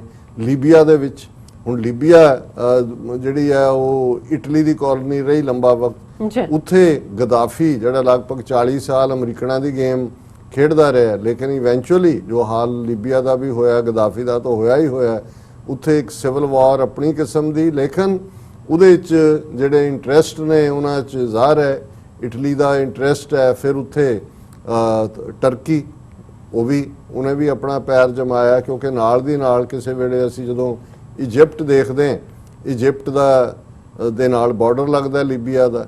ਹੁਣ ਇਜਿਪਟ ਕਈ ਪਾਸੇ ਉਹਦਾ ਲੀਬੀਆ 'ਚ ਫੌਜ ਭੇਜਣ ਦਾ ਫੈਸਲਾ ਕੀਤਾ। ਸੋ ਅਸੀਂ ਜਦੋਂ ਇਸ ਸਾਰੇ ਖਿੱਤੇ ਨੂੰ ਦੇਖ ਰਹੇ ਹਾਂ, ਔਰ ਅੱਜ ਹੀ ਮੇਰਾ ਜਿਹੜਾ ਅੱਜ ਦੀ ਆਵਾਜ਼ ਪ੍ਰੋਗਰਾਮ 'ਚ ਇੰਟਰਵਿਊ ਹੁੰਦਾ ਹੈ, 1 ਘੰਟੇ ਦਾ ਪ੍ਰੋਗਰਾਮ ਹੁੰਦਾ ਹੈ, ਉਹਦੇ 'ਚ ਵੀ ਮੈਂ ਇਹ ਕਿਹਾ ਸੀ ਕਿ ਵੀ ਸਿੱਖ ਕੌਮ ਬਰੀਕੀ ਦੇ ਨਾਲ ਇਹਨਾਂ ਸਾਰੀਆਂ ਡਿਵੈਲਪਮੈਂਟਸ ਨੂੰ ਦੇਖੇ, ਕਿਉਂਕਿ ਬੇਸ਼ੱਕ ਅਸੀਂ ਜਿਹੜੀ ਧਰਤੀ ਦੇ ਉੱਤੇ ਲੀਕ ਖਿੱਚੀ ਹੁੰਦੀ ਹੈ ਉਹਨੂੰ ਅਸੀਂ ਕਹਿੰਦੇ ਹਾਂ ਜੀ ਇਹ ਪਾਣੀ ਤੇ ਲੀਕ ਨਹੀਂ ਹੈ, ਕਿਉਂਕਿ ਪਾਣੀ ਦੀ ਲੀਕ ਤਾਂ ਨਾਲ ਦੀ ਨਾਲ ਪਾਣੀ ਦੀ ਛਾਲਾਂ ਦੀ ਉੱਡ ਜਾਂਦੀ ਹੈ, ਪਰ ਧਰਤੀ ਦੀ ਲੀਕ ਵੀ ਜਿਹੜੀ ਲਾਈਨ ਹੈ, ਜਿਹੜੀ ਬਾਰਡਰ ਖਿੱਚਦੀ ਹੈ, ਉਹ ਬਹੁਤ ਵਾਰ ਤੁਸੀਂ ਦੇਖੋ 100 ਸਾਲ ਬਾਅਦ ਜੇ ਐਵਰੇਜ ਤੁਸੀਂ ਕਹਿਣਾ ਹੋਏ ਤੇ ਉਹ ਲੀਕਾਂ ਬਦਲਦੀਆਂ ਰਹਿੰਦੀਆਂ ਨੇ। ਮੁਲਕਾਂ ਦੇ ਬਾਰਡਰ ਬਦਲ ਜਾਂਦੇ ਨੇ। ਸੋਵੀਅਤ ਯੂਨੀਅਨ 15 ਉਹਦੇ ਟੁਕੜੇ ਹੋਏ, ਕਿੱਡਾ ਵੱਡਾ ਮੁਲਕ ਸੀ, ਕਿੱਥੇ ਨਾ ਹੀ ਮਿਟ ਗਿਆ ਨਕਸ਼ੇ ਤੋਂ। ਯੂਗੋਸਲਾਵੀਆ ਜਿਹਦੇ ਚੋਂ 7 ਦੇਸ਼ ਨਿਕਲੇ, ਕਿੱਥੇ ਮਾਰਸ਼ਲ ਟੀਟੋ ਵਰਗੇ, ਔਰ ਜੇ ਤੁਸੀਂ ਸੋਵੀਅਤ ਯੂਨੀਅਨ ਦੇਖੋ ਉੱਥੇ ਕਿੱਥੇ ਉਹ ਸਟਾਲਿਨ ਔਰ ਖਰੁਸ਼ਚੇਵ ਔਰ ਕਿਸ ਕਿਸਮ ਦੇ ਲੋਕ ਜਿਨ੍ਹਾਂ ਨੇ ਕਿਵੇਂ ਜਿਹੜਾ ਉਹ ਆਇਰਨ ਫਿਸਟ ਦੇ ਨਾਲ ਰੂਲ ਕੀਤੇ, ਪਰ ਕਿਵੇਂ ਨਿਕਲ ਗਏ। ਸੋ ਇਹ ਜਦੋਂ ਕ੍ਰਾਈਸਿਸ ਵੀ ਹੁੰਦੇ ਨੇ, ਬੇਸ਼ੱਕ ਉਹ ਜੰਗਾਂ ਦਾ ਹੋਏ ਜਾਂ ਕੋਈ ਹੋਰ ਕੁਦਰਤੀ ਆਪਦਾਵਾਂ ਹੋਣ, ਸੋ ਉਹਨਾਂ 'ਚ ਖਾਸ ਤੌਰ ਤੇ ਹਰ ਵਾਰ ਕੋਈ ਨਾ ਕੁਛ ਤਬਦੀਲੀ ਵੀ ਹੁੰਦੀ ਹੈ। ਬਾਰਡਰ ਵੀ ਬਦਲਦੇ ਨੇ, ਅਲਾਈਅੰਸ ਵੀ ਬਦਲਦੇ ਨੇ, ਹਿੱਤਾਂ ਦੇ ਨਾਲ ਜੁੜੇ ਹੋਏ ਲੋਕਾਂ ਦਾ ਆਪਸੀ ਕਈ ਕੁਛ ਵੀ ਬਦਲਦਾ ਹੈ। ਸੋ ਇਸ ਸਭ ਨੂੰ ਦੇਖਦਿਆਂ ਹੋਇਆਂ ਅਸੀਂ ਇਹ ਦੇਖ ਰਹੇ ਹਾਂ ਕਿ ਹੁਣ ਸਾਊਦੀ ਅਰੇਬੀਆ ਦੀ ਟਿਲਟ ਕਿਤੇ ਨਾ ਕਿਤੇ ਇਜ਼ਰਾਈਲ ਵੱਲ ਹੋਈ, ਭਾਵੇਂ ਖੌਫ ਈਰਾਨ ਦਾ ਹੋਏਗਾ।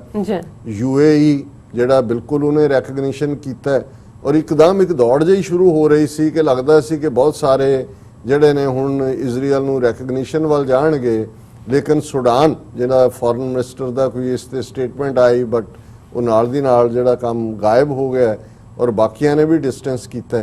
ਹੁਣ ਇਸ ਮੁੱਦੇ ਦੇ ਉੱਤੇ ਕਿਉਂਕਿ ਸਾਰੀ ਤਬਦੀਲੀ ਜੇ ਅਸੀਂ ਭਾਰਤ ਦੇ ਹਵਾਲੇ ਨਾਲ ਦੇਖੀਏ, ਕਿਤੇ ਨਾ ਕਿਤੇ ਇਹਨਾਂ ਦਾ ਰੋਲ, ਕਿਉਂਕਿ pro Israel India, Saudi Arabia ਦਾ ਝੁਕਾਅ ਸੀ ਭਾਰਤ ਵੱਲ ਵੀ ਦੇਖਿਆ, OIC ਦਾ, ਔਰ ਜਿਵੇਂ ਮੋਦੀ ਨੂੰ ਸੱਦ ਕੇ ਹਾਈਐਸਟ ਸਿਵਿਲੀਅਨ ਅਵਾਰਡ ਦਿੱਤਾ, UAE ਨੇ ਵੀ ਦਿੱਤਾ।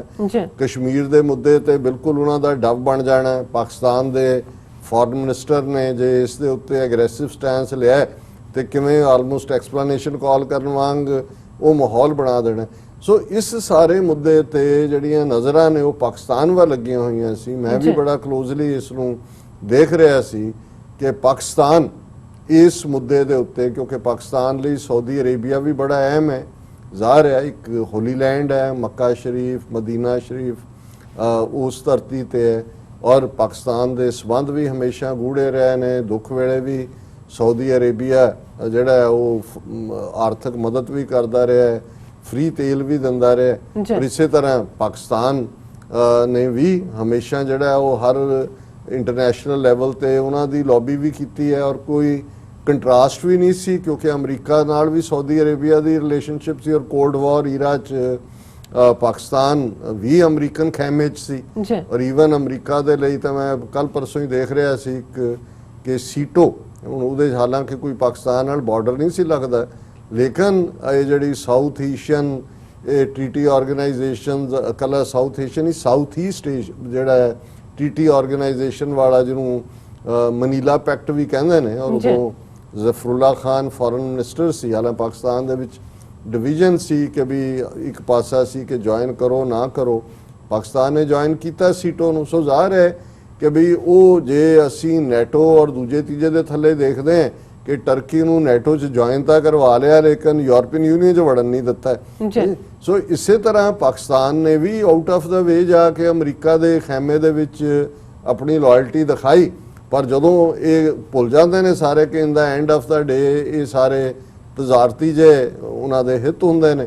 ਸੋ ਸਾਊਦੀ ਅਰੇਬੀਆ ਦਾ ਜੇ ਅਮਰੀਕਾ ਵੱਲੋਂ ਥੋੜਾ ਸਲਿਪ ਕਰਕੇ ਚੀਨ ਵੱਲ ਵੀ ਜਿਹੜਾ ਰੁਖ ਹੋਣਾ, ਔਰ ਇਹ ਸਾਰੇ ਚੋਂ ਵੀ ਕਈ ਮੈਸੇजेस ਸੀ ਕਿ ਵੀ ਇਹ ਕੀ ਹੈ, ਔਰ ਇਹ ਜੇ UAE ਇਜ਼ਰਾਈਲ ਨੂੰ ਫੁੱਲ ਸਕੇਲ ਮਾਨਤਾ ਦਿੰਦਾ ਹੈ, ਜ਼ਾਹਰ ਹੈ ਸਾਊਦੀ ਅਰੇਬੀਆ ਬੇਸ਼ੱਕ ਉਹਨੇ ਕੋਈ ਉਹਨੂੰ ਬਹੁਤ ਨਾ ਐਂਡੋਰਸ ਕੀਤਾ ਨਾ ਉਹਨੂੰ ਨੈਗੇਟ ਕੀਤਾ, ਵਿੱਚ ਵਿਚਾਲੇ ਹੈ, ਲੇਕਿਨ ਉਹਦੀ ਬਲੇਸਿੰਗ ਦੇ ਉਹਨਾਂ ਤੋਂ ਬਿਨਾਂ ਨਹੀਂ ਹੈ ਪੋਸੀਬਲ। ਸੋ ਇਹ ਪਾਕਿਸਤਾਨ ਦੇ ਉੱਤੇ ਨਿਗਾਹ ਸੀ ਕਿ ਵੀ ਪਾਕਿਸਤਾਨ ਨੇ ਕੋਈ ਇਸ ਤੇ ਰਿਐਕਸ਼ਨ ਨਹੀਂ ਸੀ ਦਿੱਤਾ, ਔਰ ਪਾਕਿਸਤਾਨ ਦੀ ਇਜ਼ਰਾਈਲ ਦੇ ਹਵਾਲੇ ਨਾਲ ਇੱਕ ਆਪਣਾ ਸਟੈਂਡ ਤਾਂ ਸਖਤ ਰਿਹਾ ਹੈ, ਬਟ ਵਿੱਚ ਵਿਚਾਲੇ ਕਿਤੇ ਨਾ ਕਿਤੇ ਮੁਸ਼ਰਫ ਦੇ ਜ਼ਮਾਨੇ 'ਚ ਵੀ ਥੋੜੀ ਬਹੁਤ ਭਿਣਕ ਸੀ ਕਿ ਵੀ ਸ਼ਾਇਦ ਰੀਚ ਆਊਟ ਹੋ ਰਿਹਾ ਹੈ, ਕੋਈ ਤਬਦੀਲੀ ਹੋਏ ਸਟੈਂਡ ਦੇ ਉੱਤੇ। ਉਸ ਤੋਂ ਪਹਿਲਾਂ ਇੱਕ ਵਾਰ ਇਹ ਜਿਹੜਾ ਸ਼ਾਇਦ 2015 ਦੇ ਵਿੱਚ ਉਦੋਂ ਸ਼ਿਮੋਨ ਪੈਰੀਸ ਜਿਹੜਾ ਹੈ ਉਹ ਡਿਪਟੀ ਪ੍ਰਾਈਮ ਮਿਨਿਸਟਰ ਸੀ ਇਜ਼ਰਾਈਲ ਦਾ, ਔਰ ਪਾਕਿਸਤਾਨ ਦੀ ਅਖਬਾਰ ਹੈ ਜਿਹੜੀ ਪ੍ਰੋਮਿਨੈਂਟ ਅਖਬਾਰ ਦਾ ਨਿਊਜ਼, ਉਹਨਾਂ ਨੇ ਸ਼ਿਮੋਨ ਪੈਰੀਸ ਦਾ ਇੱਕ ਇੰਟਰਵਿਊ ਕੀਤਾ ਸੀ, ਔਰ ਉਹਦੇ 'ਚ ਉਹਨੂੰ ਇਜ਼ਰਾਈਲ ਪਾਕਿਸਤਾਨ ਸਬੰਧਾਂ ਬਾਰੇ ਪੁੱਛਿਆ ਤੇ ਇਸ ਕਿਸਮ ਦਾ, ਲੇਕਿਨ ਉਹਨੇ ਕੀ ਕਿਹਾ ਕੀ ਨਹੀਂ, ਲੇਕਿਨ ਅਗਲੇ ਦਿਨ ਇੱਕ ਵੱਡੀ ਭੀੜ ਨੇ ਜਾ ਕੇ ਉਸ ਅਖਬਾਰ ਦੇ ਦਫ਼ਤਰ ਨੂੰ ਅੱਗ ਲਾ ਦਿੱਤੀ ਸੀ। ਔਰ ਇਸ ਲਈ ਨਹੀਂ ਕਿ ਉਹਨੂੰ ਕਿ ਵੀ ਤੁਸੀਂ ਹਿੰਮਤ ਕਿਵੇਂ ਕੀਤੀ ਈਵਨ ਇੱਕ ਇਜ਼ਰਾਈਲ ਦੇ ਇਸ ਲੈਵਲ ਦੇ ਬੰਦੇ ਨੂੰ ਇੰਟਰਵਿਊ ਕਰਨ ਦੀ। ਸੋ ਪਾਕਿਸਤਾਨ ਦੇ ਵਿੱਚ ਇਸ ਮੁੱਦੇ ਦੇ ਉੱਤੇ ਬਿਲਕੁਲ ਜਿਹੜੀ ਹੈ ਹਾਰਡ ਲਾਈਨ ਰਹੀ ਹੈ, ਔਰ ਹੁਣ ਕਿਉਂਕਿ ਇੱਕ ਪਾਸੇ ਇਹਦੇ 'ਚ ਕੋਈ ਸ਼ੱਕ ਨਹੀਂ ਕਿ ਜਿਵੇਂ ਜਿਹੜੀ ਪਾਕਿਸਤਾਨ ਦੀ ਟਰਕੀ ਦੇ ਨਾਲ ਕੁਰਬਤ ਹੈ, ਹਾਲਾਂਕਿ ਟਰਕੀ ਦਾ ਆਪਣਾ ਹਾਲ ਵੀਜ਼ਾ-ਵੀ ਇਜ਼ਰਾਈਲ ਦੇਖੀਏ ਤਾਂ ਪਹਿਲਾ ਇਸਲਾਮਿਕ ਮੁਲਕ ਸੀ 1948 ਜਿਹਨੇ ਸਭ ਤੋਂ ਪਹਿਲਾਂ ਰੈਕਗਨਾਈਜ਼ ਕੀਤਾ ਇਜ਼ਰਾਈਲ ਨੂੰ, ਬਹੁਤ ਚੰਗੇ ਸੰਬੰਧ ਰਹੇ ਨੇ। ਈਵਨ ਜੰਗ ਦੇ ਵੇਲੇ ਵੀ ਪਤਾ ਨਹੀਂ ਕਿਹੜੀ ਜੰਗ ਵੇਲੇ ਇਜ਼ਰਾਈਲ ਦੇ ਜਹਾਜ਼ ਜਿਹੜੇ ਨੇ ਉਹ ਟਰਕੀ ਦੇ ਵਿੱਚ ਸੇਫਲੀ ਰੱਖੇ ਗਏ ਸੀ, ਲੇਕਿਨ ਜਦੋਂ ਹੁਣ ਇਹ ਅਰਦੋਗਨ ਵੇਲੇ ਬਦਲਿਆ ਕੰਮ ਤੇ ਫਿਰ ਫਲਸਤੀਨ ਦਾ ਇਸ਼ੂ ਵੀ ਚੁੱਕਿਆ, ਔਰ ਇਸ UAE ਦੀ ਰੈਕਗਨੀਸ਼ਨ ਦੇ ਉੱਤੇ ਵੀ ਇਜ਼ਰਾਈਲ ਦੀ ਜਿਹੜਾ ਟਰਕੀ ਨੇ ਹਾਰਡ ਸਟੈਂਡ ਲਿਆ, ਉਹਨੂੰ ਕਿਹਾ ਇਤਿਹਾਸ ਕਦੇ ਮੁਆਫ ਨਹੀਂ ਕਰੇਗਾ।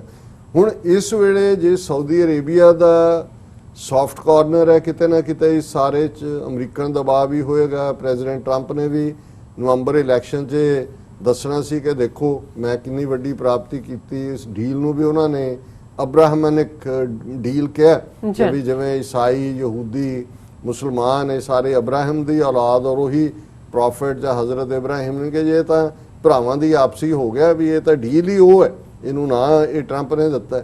ਲੇਕਿਨ ਔਰ ਇਹ ਦੇਖਿਆ ਜਾ ਰਿਹਾ ਸੀ ਕਿ ਵੀ ਹੁਣ ਆਲਰੇਡੀ ਜਿਹੜਾ ਮੀਡੀਆ 'ਚ ਥੋੜਾ ਬਹੁਤ ਓਵਰਪਲੇ ਵੀ ਹੋ ਰਿਹਾ, ਪਰ ਇਹਦੇ 'ਚ ਕੋਈ ਸ਼ੱਕ ਨਹੀਂ ਹੈ ਕਿ ਪਾਕਿਸਤਾਨ ਦਾ ਕਸ਼ਮੀਰ ਦੇ ਮੁੱਦੇ ਤੇ ਅਗਰੈਸਿਵ ਸਟੈਂਸ ਨੂੰ OIC ਜਿਹਦਾ ਮਤਲਬ ਸਾਊਦੀ ਅਰੇਬੀਆ ਉਹਨਾਂ ਨੇ ਬਾਏ ਨਹੀਂ ਕੀਤਾ, ਔਰ ਇਸ ਮੁੱਦੇ ਤੇ ਪਾਕਿਸਤਾਨ ਕੀ ਕਹੇਗਾ। ਔਰ ਮੈਂ ਬਹੁਤ ਵਾਰ, ਹਾਲਾਂਕਿ ਮੇਰਾ ਪਾਕਿਸਤਾਨ ਦੀ ਅੰਦਰੂਨੀ ਸਿਆਸਤ ਬਾਰੇ ਮੈਂ ਬਹੁਤ ਘੱਟ ਕਮੈਂਟ ਕਰਦਾ, ਪੋਲੀਟੀਕਲ ਉੱਥੇ ਪਾਰਟੀਆਂ ਇੱਕ ਦੂਜੇ ਬਾਰੇ ਕਿ ਇਸ 'ਚ ਮੈਂ ਕਦੇ ਜਿਹੜਾ ਮੇਰੀ ਦਿਲਚਸਪੀ ਵੀ ਨਹੀਂ ਹੈ, ਕਿਉਂਕਿ ਮੈਂ ਸਮਝਦਾ ਹਾਂ ਕਿ Pakistani as a people, Pakistani as a state, ਔਰ ਆਲਮੋਸਟ ਸਾਰੀਆਂ ਪਾਰਟੀਆਂ ਵਾਲੇ ਲੋਕ ਹੀ ਉਹਨਾਂ ਦੇ ਵਿੱਚ ਈਵਨ ਜਿਨ੍ਹਾਂ ਨੂੰ ਐਕਸਟ੍ਰੀਮ ਕਿਹਾ ਜਾਂਦਾ ਹੈ ਜਾਂ ਦੂਸਰੀ ਲੌਬੀ ਕਿਹਾ ਜਾਂਦਾ ਹੈ, ਰਿਲੀਜੀਅਸ ਲੌਬੀ, ਉਹ ਵੀ ਜਦੋਂ ਸਿੱਖਾਂ ਦਾ ਇਸ਼ੂ, ਸਿੱਖਾਂ ਨੂੰ ਪਿਆਰ ਕਰਦੇ ਨੇ। ਬਿਲਕੁਲ ਕੱਲੇ ਕਾਰੇ ਕੋਈ ਇਸ ਕਿਸਮ ਦੇ ਨਫ਼ਰਤ ਵਾਲੇ ਵੀ ਨੇ, ਲੇਕਿਨ ਬਾਈ ਐਂਡ ਲਾਰਜ ਸਿੱਖਾਂ ਦੇ ਮੁੱਦੇ ਦੇ ਉੱਤੇ ਉੱਥੇ ਕਟਿੰਗ ਅਕ੍ਰੋਸ ਪਾਰਟੀ ਲਾਈਨ ਔਰ ਆਵਾਮ ਦੇ ਵਿੱਚ ਵੀ ਉਹ ਮੁਹੱਬਤ ਹੈ।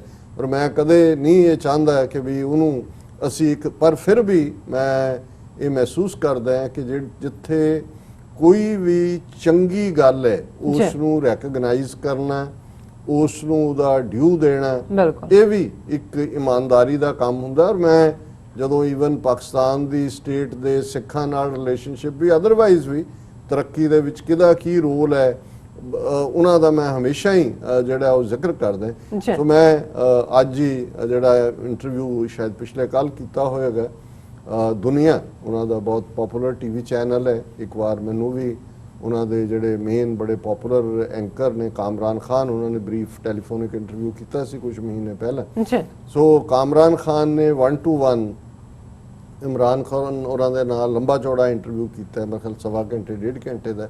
ਸਾਰਾ ਤਾਂ ਨਹੀਂ ਮੈਂ ਦੇਖ ਸਕਿਆ, ਪਰ ਉਹਦੀਆਂ ਰਿਪੋਰਟਿੰਗਸ ਥੋੜੀਆਂ ਬਹੁਤ ਛਪੀਆਂ ਨੇ। ਪਰ ਉਹਦੇ 'ਚ ਜਿੱਥੇ ਕਾਫੀ ਡੀਟੇਲ ਦੇ ਨਾਲ ਮੇਰੇ ਖਿਆਲ ਹੈ 2 ਸਾਲ ਆਲਮੋਸਟ ਇਮਰਾਨ ਖਾਨ ਸਾਹਿਬ ਦੀ ਗਵਰਨਮੈਂਟ ਦੀ ਨੂੰ ਹੋ ਗਏ ਨੇ ਉਹਨਾਂ ਦੀ ਟਰਮ, ਔਰ ਉਹਨਾਂ ਨੇ ਬੜੇ ਡੀਟੇਲ ਦੇ ਵਿੱਚ ਪਾਕਿਸਤਾਨ ਦੇ ਵਿੱਚ ਕੀ ਜਿਹੜੇ ਮਸਲੇ ਨੇ, ਉਹਨਾਂ ਨੂੰ ਕਿਵੇਂ ਗਵਰਨਮੈਂਟ ਕਿੱਥੇ ਫੇਲ ਹੋਈ ਹੈ, ਕਿ ਕਾਫੀ ਜਿਹੜਾ ਐਗਰੈਸਿਵ ਸਟੈਂਸ ਵਾਲਾ ਇੰਟਰਵਿਊ ਹੈ। ਔਰ ਜੇ ਤੁਸੀਂ ਕੰਪੇਅਰ ਕਰੋ ਕਿ ਇਸ ਲੈਵਲ ਦੇ ਉੱਤੇ ਜਿਵੇਂ ਉਹਨਾਂ ਨੇ ਜਿਹੜੇ ਚੁਭਵੇਂ ਸਵਾਲ ਵੀ ਨੇ ਪੁੱਛੇ ਨੇ, ਤੁਸੀਂ ਅੱਜ ਦੇਖ ਹੀ ਨਹੀਂ ਸਕਦੇ ਕਿ ਮੋਦੀ ਜਿਹੜਾ ਜਿਹਨੇ ਅੱਜ ਤੱਕ ਕਿਸੇ ਨੂੰ ਉਹ ਆਪਣਾ ਅਕਸ਼ੇ ਕੁਮਾਰ ਤੇ ਉਸ ਕਿਸਮ ਦੇ 2-4 ਟੁਚੇ ਸੱਦ ਕੇ ਉਹ PR ਕਰਵਾਇਆ ਹੁੰਦਾ ਹੈ, ਪਰ ਉਹ ਕਦੇ ਇਸ ਕਿਸਮ ਦਾ ਉਹਨੇ ਡਾਇਰੈਕਟ ਇੰਟਰਵਿਊ ਫੇਸ ਨਹੀਂ ਕੀਤਾ। ਔਰ ਕਾਮਰਾਨ ਖਾਨ ਜ਼ਾਹਰ ਹੈ ਕਿ ਪੱਤਰਕਾਰਤਾ ਦੀ ਦੁਨੀਆ 'ਚ ਉਹਦਾ ਇੱਕ ਮੁਕਾਮ ਹੈ, ਔਰ ਉਹਨੇ ਬੜੇ ਜਿਹੜੇ ਨੇ ਸਰਚਿੰਗ ਸਵਾਲ ਪੁੱਛੇ, ਔਰ ਇਮਰਾਨ ਖਾਨ ਉਹਨਾਂ ਨੇ ਬੜੇ, ਹਾਲਾਂ ਥੋੜੇ ਬਹੁਤ ਹੁਣ ਉਹ ਪੋਲੀਟੀਸ਼ੀਅਨ ਵੀ ਹੋ ਗਏ ਨੇ, ਕੁਝ ਗੱਲਾਂ ਗੋਲ ਵੀ ਕੀਤੀਆਂ, ਲੇਕਿਨ ਜਿਹੜਾ ਉਹਨਾਂ ਨੇ ਪਾਕਿਸਤਾਨ ਦੇ ਹਵਾਲੇ ਨਾਲ ਅੰਦਰੂਨੀ ਹਾਲਤ, ਕਿਹੜਾ ਮਾਫੀਆ ਕੀ ਕਿੱਥੇ ਕਰ ਰਿਹਾ ਹੈ, ਚੈਲੰਜਸ ਕੀ ਨੇ, ਉਹਨਾਂ ਨੇ ਓਨੈਸਟਲੀ ਐਡਮਿਟ ਵੀ ਕੀਤਾ ਵੀ ਮੈਂ ਪਹਿਲਾਂ ਤਾਂ ਕਦੇ ਗਵਰਨਮੈਂਟ 'ਚ ਹੈ ਨਹੀਂ ਸੀ। ਜਦੋਂ ਤੁਸੀਂ ਵਿੱਚ ਹੁੰਦੇ ਹੋ ਤੁਹਾਨੂੰ ਪਤਾ ਲੱਗਦਾ ਹੈ ਵੀ ਕੀ ਚੈਲੰਜਸ ਨੇ, ਕੀ ਮਾਫੀਏ ਨੇ, ਕਿੱਥੇ ਕੀ ਚੱਲ ਰਿਹਾ ਹੈ। ਲੇਕਿਨ ਜਿਹੜਾ ਸਾਡਾ ਸਬਜੈਕਟ ਆਫ ਡਿਸਕਸ਼ਨ ਹੈ ਹੁਣ ਦੇ ਵਿੱਚ, ਜਦੋਂ ਇਹ ਇਸ਼ੂ ਜਿਹੜਾ UAE ਵੱਲੋਂ ਮਾਨਤਾ ਦੇਣ ਦਾ ਇਜ਼ਰਾਈਲ ਨੂੰ ਸਟੇਟ ਕੁਐਸਚਨ ਸੀ ਕਿ ਵੀ ਕਿਉਂਕਿ ਪਾਕਿਸਤਾਨ ਦੇ ਇੱਕ ਹਲਕਿਆਂ ਵੱਲੋਂ ਜਿਹੜੇ ਆਲਰੇਡੀ ਨੈਗੇਸ਼ਨ 'ਚ ਯਕੀਨ ਰੱਖਦੇ ਨੇ, ਇਹ ਆਲਰੇਡੀ ਪ੍ਰੋਪੇਗੈਂਡਾ ਸ਼ੁਰੂ ਹੋ ਗਿਆ ਸੀ, ਔਰ ਉਹ ਕੁਝ ਦੇਰ ਪਹਿਲਾਂ ਵੀ, ਔਰ ਇਹ ਜਦੋਂ ਮੈਨੂੰ ਯਾਦ ਹੈ ਕਿ ਵੀ ਇਹਨਾਂ ਦੀ ਜਿਹੜੀ ਵਾਈਫ ਜ਼ਮੀਨਾ ਖਾਨ ਜਿਹੜੀ ਜ਼ਾਹਰ ਹੈ ਯਹੂਦੀ ਓਰੀਜਨ ਦੀ ਸੀ, ਪਰ ਨਿਕਾਹ ਤੋਂ ਪਹਿਲਾਂ ਉਹ ਇਸਲਾਮ 'ਚ ਕਨਵਰਟ ਹੋਈ, ਔਰ ਜਾ ਕੇ ਉੱਥੇ ਉਹ ਪੂਰੀ ਜਿਹੜੀ ਹੈ ਸ਼ਾਨਾ ਬਸ਼ਾਨਾ ਜਿਹਨੂੰ ਕਹਿੰਦੇ ਨੇ ਉਹ ਨਾਲ ਖਲੋਤੀ ਵੀ। ਲੇਕਿਨ ਇੱਕ ਜ਼ੋਰਦਾਰ ਇਹਦੇ ਤੇ ਲੌਬੀ ਸ਼ੁਰੂ ਹੋ ਗਈ ਸੀ ਕਿ ਇਹ ਤਾਂ ਪਲਾਂਟ ਹੈ ਜੂਇਸ਼ ਲੌਬੀ ਦੀ, ਜ਼ਾਇਨਿਸਟ ਲੌਬੀ ਦੀ, ਇਹ ਉਹ ਬੇਸ਼ੱਕ ਮੈਰਿਜ ਵੀ ਬਾਅਦ ਦੇ ਵਿੱਚ ਐਂਡ ਹੋਈ, ਲੇਕਿਨ ਇੱਕ ਰੀਜ਼ਨ ਕਿ ਵੀ ਇਹ ਇੱਕ ਕਾਫੀ ਡਿਸਅਪਾਇੰਟਿੰਗ ਪਾਰਟ ਸੀ। ਔਰ ਹੁਣ ਵੀ ਜਦੋਂ ਵੀ ਕੋਈ ਗੱਲ ਇਸ ਕਿਸਮ ਦੀ ਨੈਗੇਸ਼ਨ ਦੀ ਹੁੰਦੀ ਹੈ ਤੇ ਉਹ ਸ਼ੁਰੂ ਹੋ ਜਾਂਦਾ ਹੈ ਕੰਮ। ਸੋ ਇਹ ਚੱਲ ਰਿਹਾ ਸੀ ਵਿੱਚੋਂ ਵਿੱਚ ਨੈਗੇਸ਼ਨ ਕਿ ਜੀ ਹੁਣ ਇਹ ਜਿਹੜਾ ਉਹ ਪਾਕਿਸਤਾਨ ਵੀ ਰੈਕਗਨਾਈਜ਼ ਕਰੇਗਾ ਇਜ਼ਰਾਈਲ ਨੂੰ, ਔਰ ਹੋਰ ਵੀ ਬਹੁਤ ਸਾਰਾ। ਸੋ ਮੈਂ ਸਮਝਦਾ ਵੀ ਜਿਹੜੇ ਇਹਨਾਂ ਮੁੱਦਿਆਂ ਦੇ ਉੱਤੇ ਬੜਾ ਕੈਂਡਿਡਲੀ ਜਿਹੜਾ ਇਮਰਾਨ ਖਾਨ ਹੋਰਾਂ ਨੇ ਲਈ ਹੈ ਪੋਜੀਸ਼ਨ, ਔਰ ਮੈਂ ਇਸ ਨੂੰ ਜਦੋਂ ਅੱਜ ਕਿਸੇ ਹੋਰ ਪਾਕਿਸਤਾਨੀ ਵੀਰ ਨਾਲ ਗੱਲ ਹੋ ਰਹੀ ਸੀ ਤੇ ਮੈਂ ਉਹਨਾਂ ਨੂੰ ਕਿਹਾ ਜੀ ਕਿ ਮੋਰਲੀ ਅਪਰਾਈਟ ਐਂਡ ਪੋਲੀਟੀਕਲੀ ਕਰੈਕਟ। ਬਹੁਤ ਵਾਰ ਤੁਸੀਂ ਪੋਲੀਟੀਕਲੀ ਕਰੈਕਟ ਹੋਣ ਲਈ ਮੋਰੈਲਿਟੀ ਨਾਲ ਸਮਝੌਤਾ ਕਰਦੇ ਹੋ, ਬਿਲਕੁਲ, ਔਰ ਕਈ ਵਾਰ ਤੁਸੀਂ ਸਿਰਫ ਇਹੀ ਰੱਖ ਕੇ ਜੀ ਇਹ ਸੱਚ ਹੈ ਮੈਂ ਕਹਿਣਾ, ਤੁਸੀਂ ਪੋਲੀਟੀਕਲੀ ਇਨਕਰੈਕਟ ਹੋ ਜਾਂਦੇ ਹੋ। ਸੋ ਉਸ ਸਾਰੇ ਸਿਨੈਰੀਓ ਦੇ ਵਿੱਚ ਇਮਰਾਨ ਖਾਨ ਸਾਹਿਬ ਨੇ ਜੋ ਕਿਹਾ ਉਹ ਪਹਿਲਾਂ ਤਾਂ ਮੋਰੈਲਿਟੀ ਹੈ, ਕਿਉਂਕਿ ਮੈਂ ਬੇਸ਼ੱਕ ਕੋਈ ਇਲੈਕਸ਼ਨਿੰਗ ਸਿਸਟਮ ਦੇ ਵਿੱਚ ਨਹੀਂ ਹੈ, ਨਾ ਹੀ ਮੈਂ ਸਮਝਦਾ ਕਿ ਮੈਂ ਕਦੇ ਇਸ਼ੂਜ਼ ਨੂੰ ਉਸ ਲਿਹਾਜ਼ ਨਾਲ ਦੇਖਦਾ ਵੀ ਅਸੀਂ ਕਿਸੇ ਤੋਂ ਵੋਟਾਂ ਲੈਣੀਆਂ। ਪੋਲੀਟੀਸ਼ੀਅਨਸ ਲਈ ਇਹ ਵੀ ਹੁੰਦਾ ਹੈ ਕਿ ਵੀ ਉਹਨਾਂ ਨੇ ਕੀ, ਲੇਕਿਨ ਮੈਂ ਸਮਝਦਾ ਕਿ ਜੇ ਤੁਸੀਂ ਮੋਰਲੀ ਰਾਈਟ ਨਹੀਂ ਹੈਗੇ ਤੇ ਫਿਰ ਤੁਸੀਂ ਪੋਲੀਟੀਕਲੀ ਵਕਤੀ ਤੌਰ ਤੇ ਕਰੈਕਟ ਵੀ ਹੋਵੋ, ਉਹ ਜਿਹੜੀ ਚੀਜ਼ ਹੈ ਉਹ ਕਬੂਲ ਨਹੀਂ ਹੁੰਦੀ, ਉਹ ਬਦ ਇਖਲਾਕ ਹੁੰਦਾ ਹੈ ਜਦੋਂ ਤੁਸੀਂ ਸਿਰਫ ਤੇ ਸਿਰਫ ਇੱਕ ਨੈਰੋ ਇੰਟਰਸਟ ਦੇ ਲਈ ਕੋਈ ਸਮਝੌਤਾ ਕਰਦੇ ਹੋ ਮੋਰਲ ਵੈਲਿਊਜ਼ ਨਾਲ। ਔਰ ਉਹਦੇ 'ਚ ਮੈਂ ਉਹਨਾਂ ਦੇ ਲਫ਼ਜ਼ਾਂ ਦੇ ਵਿੱਚ ਦੁਹਰਾਉਣਾ ਚਾਹਾਂਗਾ ਕਿ ਜਦੋਂ ਉਹਨਾਂ ਨੂੰ ਇਹ ਕਿਹਾ ਗਿਆ ਕਿ ਵੀ ਕੀ ਤੁਸੀਂ ਵੀ ਇਜ਼ਰਾਈਲ ਦੇ ਨਾਲ ਜਿਹੜਾ ਉਹ ਸਬੰਧ ਕਾਇਮ ਕਰ ਸਕਦੇ ਹੋ, ਉਹਨਾਂ ਨੇ ਕਿਹਾ ਕਿ ਵੀ ਉਹਨਾਂ ਦੀ ਜ਼ਮੀਰ ਕਦੇ ਇਜ਼ਰਾਈਲ ਨੂੰ ਮੰਨਣ ਦੀ ਇਜਾਜ਼ਤ ਨਹੀਂ ਦਿੰਦੀ। ਫਿਰ ਉਹਦੇ 'ਚ ਉਹਨਾਂ ਨੇ ਖਾਸ ਤੌਰ ਤੇ ਇਹ ਕਿਹਾ ਕਿ ਇਜ਼ਰਾਈਲ, ਉਹਨਾਂ ਦੇ ਕੋਟ ਅਨਕੋਟ ਹੈ, ਇਜ਼ਰਾਈਲ ਤੋਂ ਤੇ ਸਾਡਾ ਰੁਖ ਇੱਕਦਮ ਸਾਫ਼ ਹੈ, ਪਾਕਿਸਤਾਨ ਇਜ਼ਰਾਈਲ ਨੂੰ ਮਾਨਤਾ ਨਹੀਂ ਦੇ ਸਕਦਾ। ਫਿਰ ਇਹ ਵੀ ਇੱਕ ਇੰਪੋਰਟੈਂਟ ਹੁੰਦਾ ਦੱਸਣਾ ਕਿ ਵੀ ਇਹ ਜਿਹੜੀ ਪੋਜੀਸ਼ਨ ਹੈ ਪਾਕਿਸਤਾਨ ਦੀ, ਇਹ ਲਗਾਤਾਰਤਾ ਨਾਲ ਹੈ, ਕਨਸਟੈਂਟਲੀ ਹੈ। ਔਰ ਜਿਹੜੀ ਜਿਸ ਮੁੱਦ ਕਿਉਂਕਿ ਇਜ਼ਰਾਈਲ ਜਦੋਂ ਹੋਂਦ ਦੇ ਵਿੱਚ ਆਉਣ ਦਾ ਮਤਾ UN ਕਰਦੀ ਹੈ, ਉਦੋਂ ਕਾਇਦੇ ਆਜ਼ਮ ਮੁਹੰਮਦ ਅਲੀ ਜਿਨਾ ਪਾਕਿਸਤਾਨ ਦੇ ਗਵਰਨਰ ਜਨਰਲ ਸਨ ਜਾਂ ਉਹਨਾਂ ਦੇ ਸਾਰੇ ਕਰਤਾ ਧਰਤਾ ਸੀ, ਇਸ ਦੇ ਉੱਤੇ ਉਹਨਾਂ ਨੇ ਬੜੀ ਕਲੀਅਰ ਪੋਜੀਸ਼ਨ ਲਈ ਸੀ। ਔਰ ਉਹਨਾਂ ਨੇ ਇਮਰਾਨ ਖਾਨ ਉਹਨਾਂ ਨੇ ਕਿਹਾ, ਕੋਟ ਅਨਕੋਟ ਹੈ, ਕਾਇਦੇ ਆਜ਼ਮ ਮੁਹੰਮਦ ਅਲੀ ਜਿਨਾ ਨੇ 1948 ਦੇ ਵਿੱਚ ਸਾਫ਼ ਕਰ ਦਿੱਤਾ ਸੀ ਕਿ ਅਸੀਂ ਇਜ਼ਰਾਈਲ ਨੂੰ ਉਦੋਂ ਤੱਕ ਤਸਲੀਮ ਨਹੀਂ ਕਰ ਸਕਦੇ ਜਦੋਂ ਤੱਕ ਫਲਸਤੀਨੀਆਂ ਨੂੰ ਉਹਨਾਂ ਦਾ ਹੱਕ ਨਹੀਂ ਮਿਲਦਾ। ਔਰ ਜਿਹੜੀ ਗੱਲ ਅਸੀਂ ਵੀ ਪਹਿਲੇ ਦਿਨ ਹੀ ਕਹੀ ਸੀ ਜਦੋਂ ਇਹ UAE ਦੀ ਖਬਰ ਆਈ ਕਿ ਵੀ ਘੱਟੋ ਘੱਟ ਇੰਨੀ ਗੈਰਤ ਦਿਖਾ ਲੈਂਦੇ, ਤੁਸੀਂ ਜ਼ਰੂਰ ਰੈਕਗਨਾਈਜ਼ ਸਮਝਦੇ ਆ ਵੀ ਇਜ਼ਰਾਈਲ ਦਾ ਵੀ ਜਿਸ ਕਿਸਮ ਦਾ ਬਣ ਗਿਆ ਰਹਿਣ ਦਾ ਹੱਕ ਹੈ। ਉਹ ਹੁਣ ਕੋਈ ਕਹੇ ਜੀ ਅਸੀਂ ਸਮੁੰਦਰ ਸੁੱਟ ਦੇਾਂਗੇ, ਉਹ ਵੀ ਠੀਕ ਪੋਜੀਸ਼ਨ ਨਹੀਂ ਹੈ। ਲੇਕਿਨ ਘੱਟੋ ਘੱਟ ਤੁਸੀਂ ਇੱਕ ਵੱਖਰੀ ਫਲਸਤੀਨੀ ਸਟੇਟ ਦੇ ਬਲੂਪ੍ਰਿੰਟ ਨੂੰ ਪ੍ਰੈਕਟੀਕਲ ਸ਼ੇਪ ਤਾਂ ਦੇ ਦਿਓ। ਉਹਨੂੰ ਕਹੋ ਜੀ ਇੱਧਰ ਤੁਸੀਂ ਸਾਈਨ ਕਰੋ ਔਰ ਉਧਰ ਅਸੀਂ ਤੁਹਾਨੂੰ ਮਾਨਤਾ ਦਿੰਦੇ ਹਾਂ, ਉੱਥੋਂ ਮੁਕਾਓ ਜੋ ਵੀ ਉੱਥੇ ਖੂਨ ਖਰਾਬਾ ਪਿਛਲੇ 72-73 ਸਾਲ ਤੋਂ ਚੱਲ ਰਿਹਾ। ਹੁਣ ਇਹਦੇ 'ਚ ਫਿਰ ਇਮਰਾਨ ਖਾਨ ਕਹਿੰਦੇ ਨੇ ਫਲਸਤੀਨੀਆਂ ਦੀ ਟੂ ਨੇਸ਼ਨ ਥਿਊਰੀ ਹੈ ਕਿ ਉਹਨਾਂ ਨੂੰ ਇਹਨਾਂ ਦਾ ਦੇਸ਼ ਮਿਲੇ। ਇਹ ਫੈਸਲਾ ਹੋਣ ਤੋਂ ਪਹਿਲਾਂ ਜੇ ਅਸੀਂ ਇਜ਼ਰਾਈਲ ਨੂੰ ਮਨਜ਼ੂਰ ਕਰ ਲੈਂਦੇ ਹਾਂ ਔਰ ਫਿਰ ਉਹਨਾਂ ਨੇ ਇੱਕ ਬੜਾ, ਇਹ ਵੀ ਇੱਕ ਤੁਹਾਡੀ ਆਰਟੀਕੂਲੇਸ਼ਨ ਹੁੰਦੀ ਹੈ। ਔਰ ਜ਼ਾਹਰ ਹੈ ਇਮਰਾਨ ਖਾਨ ਬੇਸ਼ੱਕ ਕੋਈ ਧਾਰਾ ਪ੍ਰਵਾਹ ਬੋਲਣ ਵਾਲੇ ਉਸ ਕਿਸਮ ਦੇ ਜ਼ੁਲਫਿਕਾਰ ਅਲੀ ਭੁੱਟੋ ਵਰਗੇ ਕੋਈ ਸਪੀਕਰ ਨਹੀਂ ਨੇ, ਲੇਕਿਨ ਮੈਂ ਦੇਖ ਰਿਹਾ ਕਿ ਵਕਤ ਦੇ ਨਾਲ ਉਹਨਾਂ ਨੂੰ ਉਹ ਆਰਟੀਕੂਲੇਟ ਬਹੁਤ ਚੰਗਾ ਕਰਦੇ ਨੇ। ਔਰ ਉਹਨਾਂ ਨੇ ਨਾਲ ਦੀ ਨਾਲ ਕਸ਼ਮੀਰ ਨੂੰ ਆਰਟੀਕੂਲੇਟ, ਹਾਲਾਂਕਿ ਉਹ ਸਵਾਲ ਜਿਹੜਾ ਸਿਰਫ ਉਸ ਦੇ ਉੱਤੇ ਸੀ, ਪਰ ਉਹਨਾਂ ਨੇ ਨਾਲ ਹੀ ਕਿਹਾ ਕਿ ਵੀ ਜੇ ਅਸੀਂ ਇਹਨੂੰ ਮੰਨਦੇ ਹਾਂ ਤਾਂ ਫਿਰ ਕਸ਼ਮੀਰ ਦੀ ਵੀ ਇਹੀ ਹਾਲਤ ਹੈ। ਇਹਦਾ ਮਤਲਬ ਇਹ ਹੈ ਕਿ ਜੇ ਅਸੀਂ ਇਜ਼ਰਾਈਲ ਦਾ ਮੁੱਦਾ ਛੱਡ ਦਈਏ, ਫਲਸਤੀਨੀਆਂ ਦਾ ਛੱਡ ਕੇ ਇਜ਼ਰਾਈਲ ਨੂੰ ਮਾਨਤਾ ਦੇ ਦਈਏ, ਫਿਰ ਸਾਨੂੰ ਜਿਹੜਾ ਕਸ਼ਮੀਰ ਦਾ ਵੀ ਅਸੀਂ ਛੱਡ ਦਿਆਂਗੇ। ਸੋ ਇਹ ਬੜਾ ਇੰਪੋਰਟੈਂਟ ਹੈ ਕਿ ਇੱਕ ਪਾਸੇ, ਔਰ ਬਿਲਕੁਲ ਠੀਕ ਜਿਹੜੀ ਫਲਸਤੀਨੀਆਂ ਦੀ ਐਮਬੈਸੀ ਹੈ ਪਾਕਿਸਤਾਨ ਦੇ ਵਿੱਚ, ਉਹਨਾਂ ਦੇ ਐਮਬੈਸਡਰ ਨੇ ਥੈਂਕ ਯੂ ਕੀਤਾ ਪਾਕਿਸਤਾਨ ਦਾ ਕਿ ਤੁਸੀਂ ਸਾਡਾ, ਜਿਹੜੇ ਦੇਖੋ ਜਿਹੜੇ ਲੋਕ ਜ਼ੁਲਮ ਦਾ ਸ਼ਿਕਾਰ ਹੋ ਰਹੇ ਹੁੰਦੇ ਨੇ ਔਰ ਤੁਹਾਨੂੰ ਲੱਗ ਰਿਹਾ ਕਿ ਚਾਰੇ ਚੁਫੇਰੇ ਤਾਂ ਜਸ਼ਨ ਮਨਾ ਰਹੇ ਨੇ ਲੋਕ, ਜਾਂ ਜਿਹੜੇ ਕੱਲ ਤੱਕ ਤੁਹਾਡੇ ਨਾਲ ਖੜੇ ਸੀ ਉਹ ਵੀ ਤੁਹਾਨੂੰ ਕਹਿੰਦੇ ਨੇ ਕਿ ਟਾਟਾ ਹੁਣ ਸਾਡਾ ਤੇਰੇ ਨਾਲ ਕੋਈ ਲਾਗਾ ਦੇਗਾ ਨਹੀਂ। ਸੋ ਇਹ ਪਾਕਿਸਤਾਨ ਦੇ ਸਟੈਂਡ ਨੇ ਫਲਸਤੀਨੀਆਂ ਨੂੰ ਵੀ ਇੱਕ ਸਾਈ ਆਫ ਰਿਲੀਫ ਜਿਹਨੂੰ ਕਹਿੰਦੇ ਆ, ਸੁੱਖ ਦਾ ਸਾਹ ਦਿੱਤਾ ਹੈ। ਉਹਨਾਂ ਨੇ ਕਿਹਾ ਕਿ ਵੀ ਇਸ ਲਈ ਨਾ, ਕਿਉਂਕਿ ਜੇ ਅਸੀਂ ਇਜ਼ਰਾਈਲ ਨੂੰ ਮੰਨਦੇ ਹਾਂ ਤੇ ਕਸ਼ਮੀਰ ਦੀ ਵੀ ਫਿਰ ਇਹੋ ਜਿਹੀ ਹਾਲਤ ਹੈ, ਸਾਨੂੰ ਤਾਂ ਫਿਰ ਉਹ ਮੁੱਦਾ ਵੀ ਛੱਡ ਦੇਣਾ ਚਾਹੀਦਾ। ਇਸ ਲਈ ਪਾਕਿਸਤਾਨ ਕਦੇ ਵੀ ਇਜ਼ਰਾਈਲ ਨੂੰ ਮਨਜ਼ੂਰ ਨਹੀਂ ਕਰੇਗਾ ਜਦੋਂ ਤੱਕ ਫਲਸਤੀਨੀ ਸਟੇਟ ਹੋਣ ਦੇ ਵਿੱਚ ਨਹੀਂ ਆਉਂਦੀ। ਔਰ ਕਨਕਲੂਜਨ ਦੇ ਵਿੱਚ ਜਿਹੜਾ ਮੈਂ ਸਮਝਦਾ ਹਾਂ ਵੀ ਪੋਲੀਟੀਕਲ ਪੋਜੀਸ਼ਨ ਵੀ ਤੁਸੀਂ ਉਹਨੂੰ ਈਮਾਨ ਦੇ ਨਾਲ ਤੋਲਦੇ ਹੋ, ਉਹਦੇ ਨਾਲ ਤੁਸੀਂ ਉਸ ਨੂੰ ਮਾਪਦੇ ਹੋ।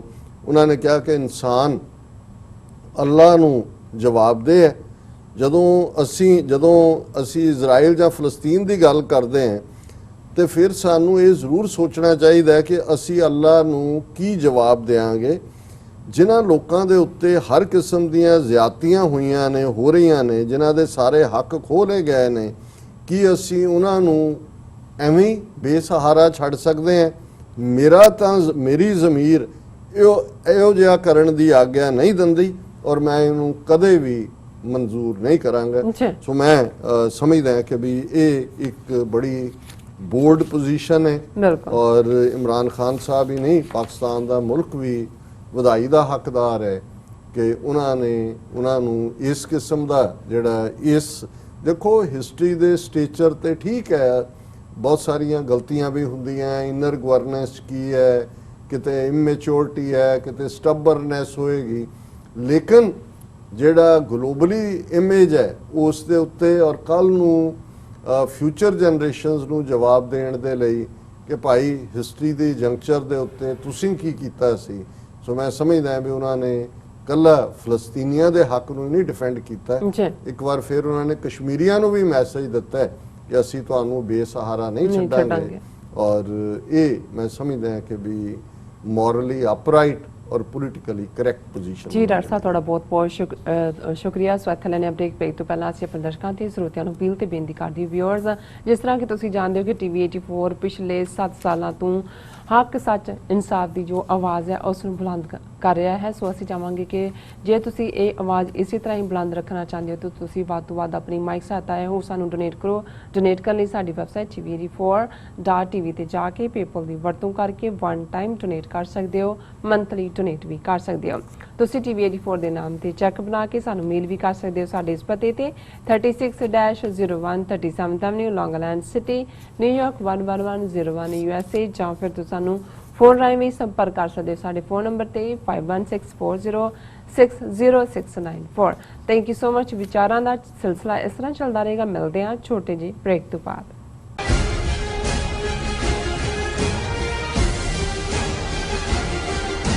Are you tired of property violations, ECB court hearings wasting your time? AM Expediting Drafting and Design is the solution for your problems.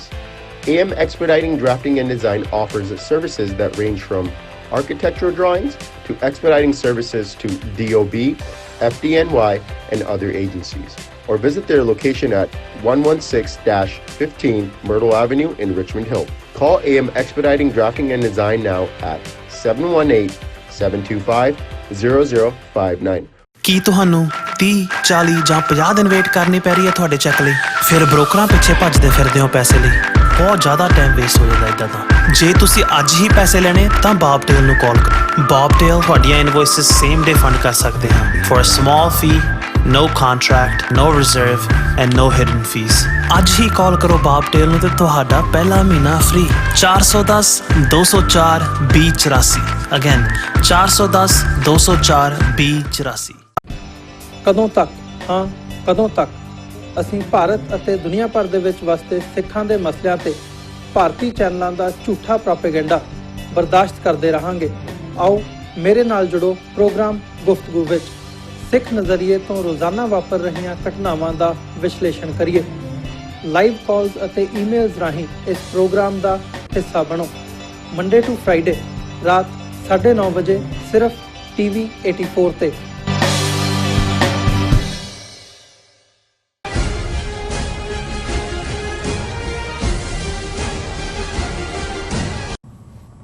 ਦਰਸ਼ਕੋ break ਤੋਂ ਬਾਅਦ ਤੁਹਾਡਾ ਸਭ ਦਾ ਭਰਪੂਰ ਸਵਾਗਤ ਹੈ। ਸੋ ਦੂਸਰੇ ਸੈਗਮੈਂਟ ਦੇ ਵਿੱਚ ਆਪਾਂ ਗੱਲਬਾਤ ਕਰਨ ਜਾ ਰਹੇ ਹਾਂ ਪੰਜਾਬ ਦੇ ਪਾਣੀਆਂ ਦੇ ਮੁੱਦੇ ਤੇ ਕਿ ਕਿਸ ਤਰ੍ਹਾਂ ਮੋਦੀ ਸਰਕਾਰ ਜੋ ਹੈ ਉਹ ਪੰਜਾਬ ਦੇ ਪਾਣੀਆਂ ਦੀ ਜੋ ਪੱਕੀ ਲੁੱਟ ਲਈ SYL ਨਹਿਰ ਦਾ ਮੁੱਦਾ ਮੋੜ ਪਖਾਇਆ ਜਾ ਰਿਹਾ ਹੈ ਉਹਨਾਂ ਵੱਲੋਂ। ਸੋ ਕੈਪਟਨ ਅਮਰਿੰਦਰ ਸਿੰਘ ਅਤੇ ਬਾਦਲ ਦਲ ਇਸ ਮੁੱਦੇ ਤੇ ਜੋ ਡਬਲ ਗੇਮ ਹੈ ਉਹ ਖੇਡ ਰਹੇ ਨੇ ਔਰ ਅਮਰਿੰਦਰ ਨੇ ਫੋਕੀ ਧਮਕੀ ਦਿੰਦਿਆਂ ਕਿਹਾ ਹੈ ਕਿ ਜੇ ਪੰਜਾਬ ਦਾ ਪਾਣੀ ਲੁੱਟਿਆ ਗਿਆ ਤਾਂ ਪੰਜਾਬ ਵਿੱਚ ਅੱਗ ਲੱਗ ਜਾਵੇਗੀ। ਪਰ ਹਕੀਕਤ ਵਿੱਚ ਮੋਦੀ ਸਰਕਾਰ ਤੇ ਅਮਰਿੰਦਰ ਸਰਕਾਰ ਨੂੰ ਇਹ ਪਤਾ ਹੋਣਾ ਚਾਹੀਦਾ ਹੈ ਕਿ ਇਹ ਭਾਰਤ ਸਰਕਾਰ ਦੇ ਤਬੂਤ ਵਿੱਚ ਅਖੀਰਲਾ ਕਿੱਲ ਸਾਬਤ ਹੋਵੇਗਾ ਅਤੇ ਖਾਲਿਸਤਾਨ ਭਾਰਤ ਦੇ ਕਬਜ਼ੇ ਚੋਂ ਆਜ਼ਾਦ ਹੋਵੇਗਾ। ਇਸ ਬਾਰੇ ਵਿਚਾਰ ਚਰਚਾ ਹੋਣ ਜਾ ਰਹੀ ਹੈ। ਸੋ ਅਸੀਂ ਚਾਹਾਂਗੇ ਕਿ ਤੁਸੀਂ ਸਾਡੇ ਨਾਲ ਇਸੇ ਤਰ੍ਹਾਂ ਹੀ ਬਣੇ ਰਹਿਣਾ। ਦੇਖਣ ਸੁਣਨ ਲਈ ਤੁਹਾਡਾ ਸਭ ਦਾ ਬਹੁਤ ਬਹੁਤ ਸ਼ੁਕਰੀਆ। ਜੀ ਡਾਕਟਰ ਸਾਹਿਬ ਕੀ ਵਿਚਾਰਾਂ ਨੇ ਇਸ ਮੁੱਦੇ ਬਾਰੇ? ਦੇਖੋ ਕੱਲ ਦੇ ਸਾਡੇ ਸਾਰੇ ਸੈਗਮੈਂਟਸ ਨੂੰ ਬੜਾ ਭਰਵਾਂ ਹੁੰਗਾਰਾ ਮਿਲਿਆ ਜੀ ਔਰ ਖਾਸ ਤੌਰ ਤੇ ਜਿਹੜਾ ਪੰਜਾਬ ਦੇ ਵਿੱਚ ਖਾਲਿਸਤਾਨ ਦਾ ਝੰਡਾ ਲਹਿਰਾਣਾ ਸੀ, ਮੋਗਾ DC ਹੈੱਡਕੁਆਰਟਰ ਦੇ ਉੱਪਰ ਜੀ ਤਿਰੰਗਾ ਲਾ ਕੇ ਬਾਕੀ ਥਾਵਾਂ ਦੇ ਉੱਤੇ ਵੀ ਔਰ ਸਾਡੇ ਸਟੂਡੀਓ 'ਚ ਵੀ ਖਾਲਿਸਤਾਨ ਦਾ ਝੰਡਾ ਬਹੁਤ ਸਾਰਿਆਂ ਨੇ ਮੁਬਾਰਕਾਂ ਦਿੱਤੀਆਂ ਨੇ। ਔਰ ਇਸ 'ਚ ਕੋਈ ਸ਼ੱਕ ਨਹੀਂ ਹੈ ਕਿ ਇਸ ਨੇ ਭਾਰਤੀ ਹਾਕਮਾਂ ਔਰ ਉਹਨਾਂ ਦੇ ਜਿਹੜੇ ਪੰਜਾਬ ਵਿਚਲੇ ਟੌਂਟ ਬਟੌਂਟ ਨੇ, ਦੁਮਛੱਲੇ ਨੇ, ਜਿਨ੍ਹਾਂ 'ਚ ਕੈਪਟਨ ਅਮਰਿੰਦਰ ਵੀ ਹੈ, ਸੁਖਬੀਰ ਬਾਦਲ, ਸਾਰਾ ਬਾਦਲ ਲਾਣਾ ਵੀ ਹੈ, ਇਹਨਾਂ ਨੂੰ ਵੀ ਹੱਥਾਂ ਪੈਰਾਂ ਦੀ ਪਾਈ ਹੈ।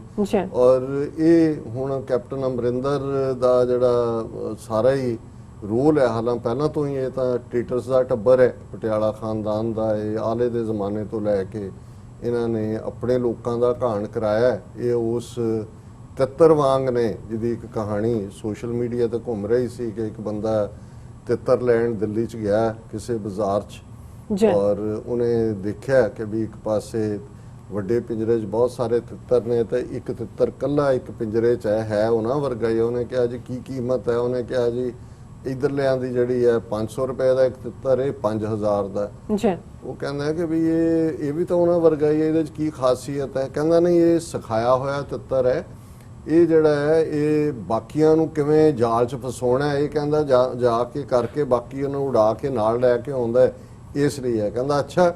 ਉਹ ਕਹਿੰਦਾ ਉਹਨੇ ਹੁਣ 5000 ਦੇ ਕੇ ਉਹਨੂੰ ਲਿਆ ਤਾਂ ਉਹਦੇ ਸਾਹਮਣੇ ਉਹਦੀ ਧੌਣ ਮਰੋੜ ਦਿੱਤੀ। ਉਹਨੇ ਕਿਹਾ ਕਿਉਂ? ਕਹਿੰਦਾ ਵੀ ਇਹ ਜਿਹੜੀ ਇਸ ਨਸਲ ਦੇ ਲੋਕ ਹੁੰਦੇ ਨੇ ਜਿਹੜੇ ਆਪਣੇ ਲੋਕਾਂ ਨੂੰ ਫਸਾਉਂਦੇ ਨੇ ਜਾਲ ਦੇ ਵਿੱਚ ਜਾਂ ਦੁਸ਼ਮਣ ਦੀ ਖੇਡ ਖੇਡਦੇ ਨੇ, ਇਹਨਾਂ ਨੂੰ ਜੀਣ ਦਾ ਹੱਕ ਨਹੀਂ ਹੁੰਦਾ। ਬਿਲਕੁਲ। ਤੇ ਮੈਂ ਬਹੁਤ ਵਾਰ ਦੇਖਦਾ ਹਾਂ ਵੀ ਜੇ ਅਸੀਂ ਇਤਿਹਾਸ ਦੇ ਹਵਾਲੇ ਨਾਲ ਅੰਗਰੇਜ਼ੀ ਰਾਜ ਦੇ ਜ਼ਮਾਨੇ ਤੋਂ ਹੀ ਦੇਖ ਲਈਏ ਕਿ ਜੇ ਇਹ ਜਿਹੜੇ ਰਾਏ ਬਹਾਦਰ ਔਰ ਸਰਦਾਰ ਬਹਾਦਰ ਔਰ ਸਰ ਤੇ ਖਾਨ ਬਹਾਦਰ ਇਹ ਸਾਰੇ ਅੰਗਰੇਜ਼ਾਂ ਦੇ ਕੁੱਤੇ ਸੀ, ਜੇ ਸਾਡੇ ਇਹਨਾਂ ਮੁਲਕਾਂ 'ਚ ਜਾਂ ਇਸ ਸਾਰੇ 'ਚ ਇਹਨਾਂ ਨੂੰ ਸਜ਼ਾ ਯਾਫਤਾ ਕੀਤਾ ਹੁੰਦਾ ਬਜਾਏ ਕਿ ਇਹੀ ਆ ਕੇ ਮੁੜ ਕੇ ਫਿਰ ਲੋਕਾਂ ਦੇ ਵਿੱਚ ਜਿਹੜੇ ਨੇ ਉਹ ਲੋਕਾਂ ਦੇ ਨੇਤਾ ਬਣ ਗਏ, ਤਾਂ ਬਹੁਤ ਕੁਝ ਬਦਲਿਆ ਹੁੰਦਾ। ਇਹ ਤਾਂ ਇੱਕ ਗੁਲਾਮੀ 'ਚੋਂ ਨਿਕਲ ਕੇ ਦੂਸਰਾ ਇਹੀ ਸੀ ਕਿ ਗੋਰੇ ਅੰਗਰੇਜ਼ ਦੀ ਥਾਂ ਇਹ ਭੂਰੇ ਅੰਗਰੇਜ਼ ਆ ਗਏ। ਫਰਕ ਤਾਂ ਕੋਈ ਨਹੀਂ ਪਿਆ ਹੈ ਸਾਰੇ ਸਿਸਟਮ ਦਾ। ਔਰ ਇਹ ਅਮਰਿੰਦਰ ਖਾਨਦਾਨ ਨੇ ਤਾਂ ਕਈ ਪੀੜ੍ਹੀਆਂ ਤੋਂ ਇਹਨਾਂ ਨੇ ਤਾਂ ਮੁਗਲਾਂ ਦੇ ਨਾਲ ਵੀ, ਅਫਗਾਨਾਂ ਦੇ ਨਾਲ ਵੀ, ਅਬਦਾਲੀ ਦੇ ਨਾਲ ਵੀ, ਅੰਗਰੇਜ਼ਾਂ ਦੇ ਨਾਲ ਵੀ, ਔਰ ਬਾਅਦ ਸਭ ਤੋਂ ਪਹਿਲਾਂ ਇਹਦੇ ਪਿਓ ਨੇ ਆਪਣੀ ਪਟਿਆਲਾ ਸਟੇਟ ਜਿਹੜੀ ਹੈ 570 ਪ੍ਰਿੰਸਲੀ ਸਟੇਟਾਂ 'ਚੋਂ ਮਰਜ ਕੀਤੀ ਸੀ ਪਟੇਲ ਦੇ ਨਾਲ, ਉਹਦੇ ਕਹਿਣ ਦੇ ਉੱਤੇ ਪੂਰਾ ਧੋਖਾ ਕਰਕੇ। ਔਰ ਜੇ ਖਾਲਿਸਤਾਨ 47 'ਚ ਨਹੀਂ ਬਣਿਆ ਜਿੱਥੇ ਅਕਾਲੀ ਲੀਡਰਸ਼ਿਪ ਦੋਸ਼ੀ ਹੈ, ਇਹਦਾ ਪਿਓ ਬਹੁਤ ਵੱਡਾ ਗੁਨਾਹਗਾਰ ਹੈ ਜਿਹਦੇ ਨਾਲ ਜੇ ਕੋਈ ਕਨਵਰਸੇਸ਼ਨ ਵੀ ਕਾਇਦੇ ਆਜ਼ਮ ਨੇ ਕੀਤੀ ਤਾਂ ਇਹਨੇ ਨਾਲ ਦੀ ਨਾਲ ਨਹਿਰੂ ਤੱਕ ਪਹੁੰਚਾ ਦਿੱਤੀ।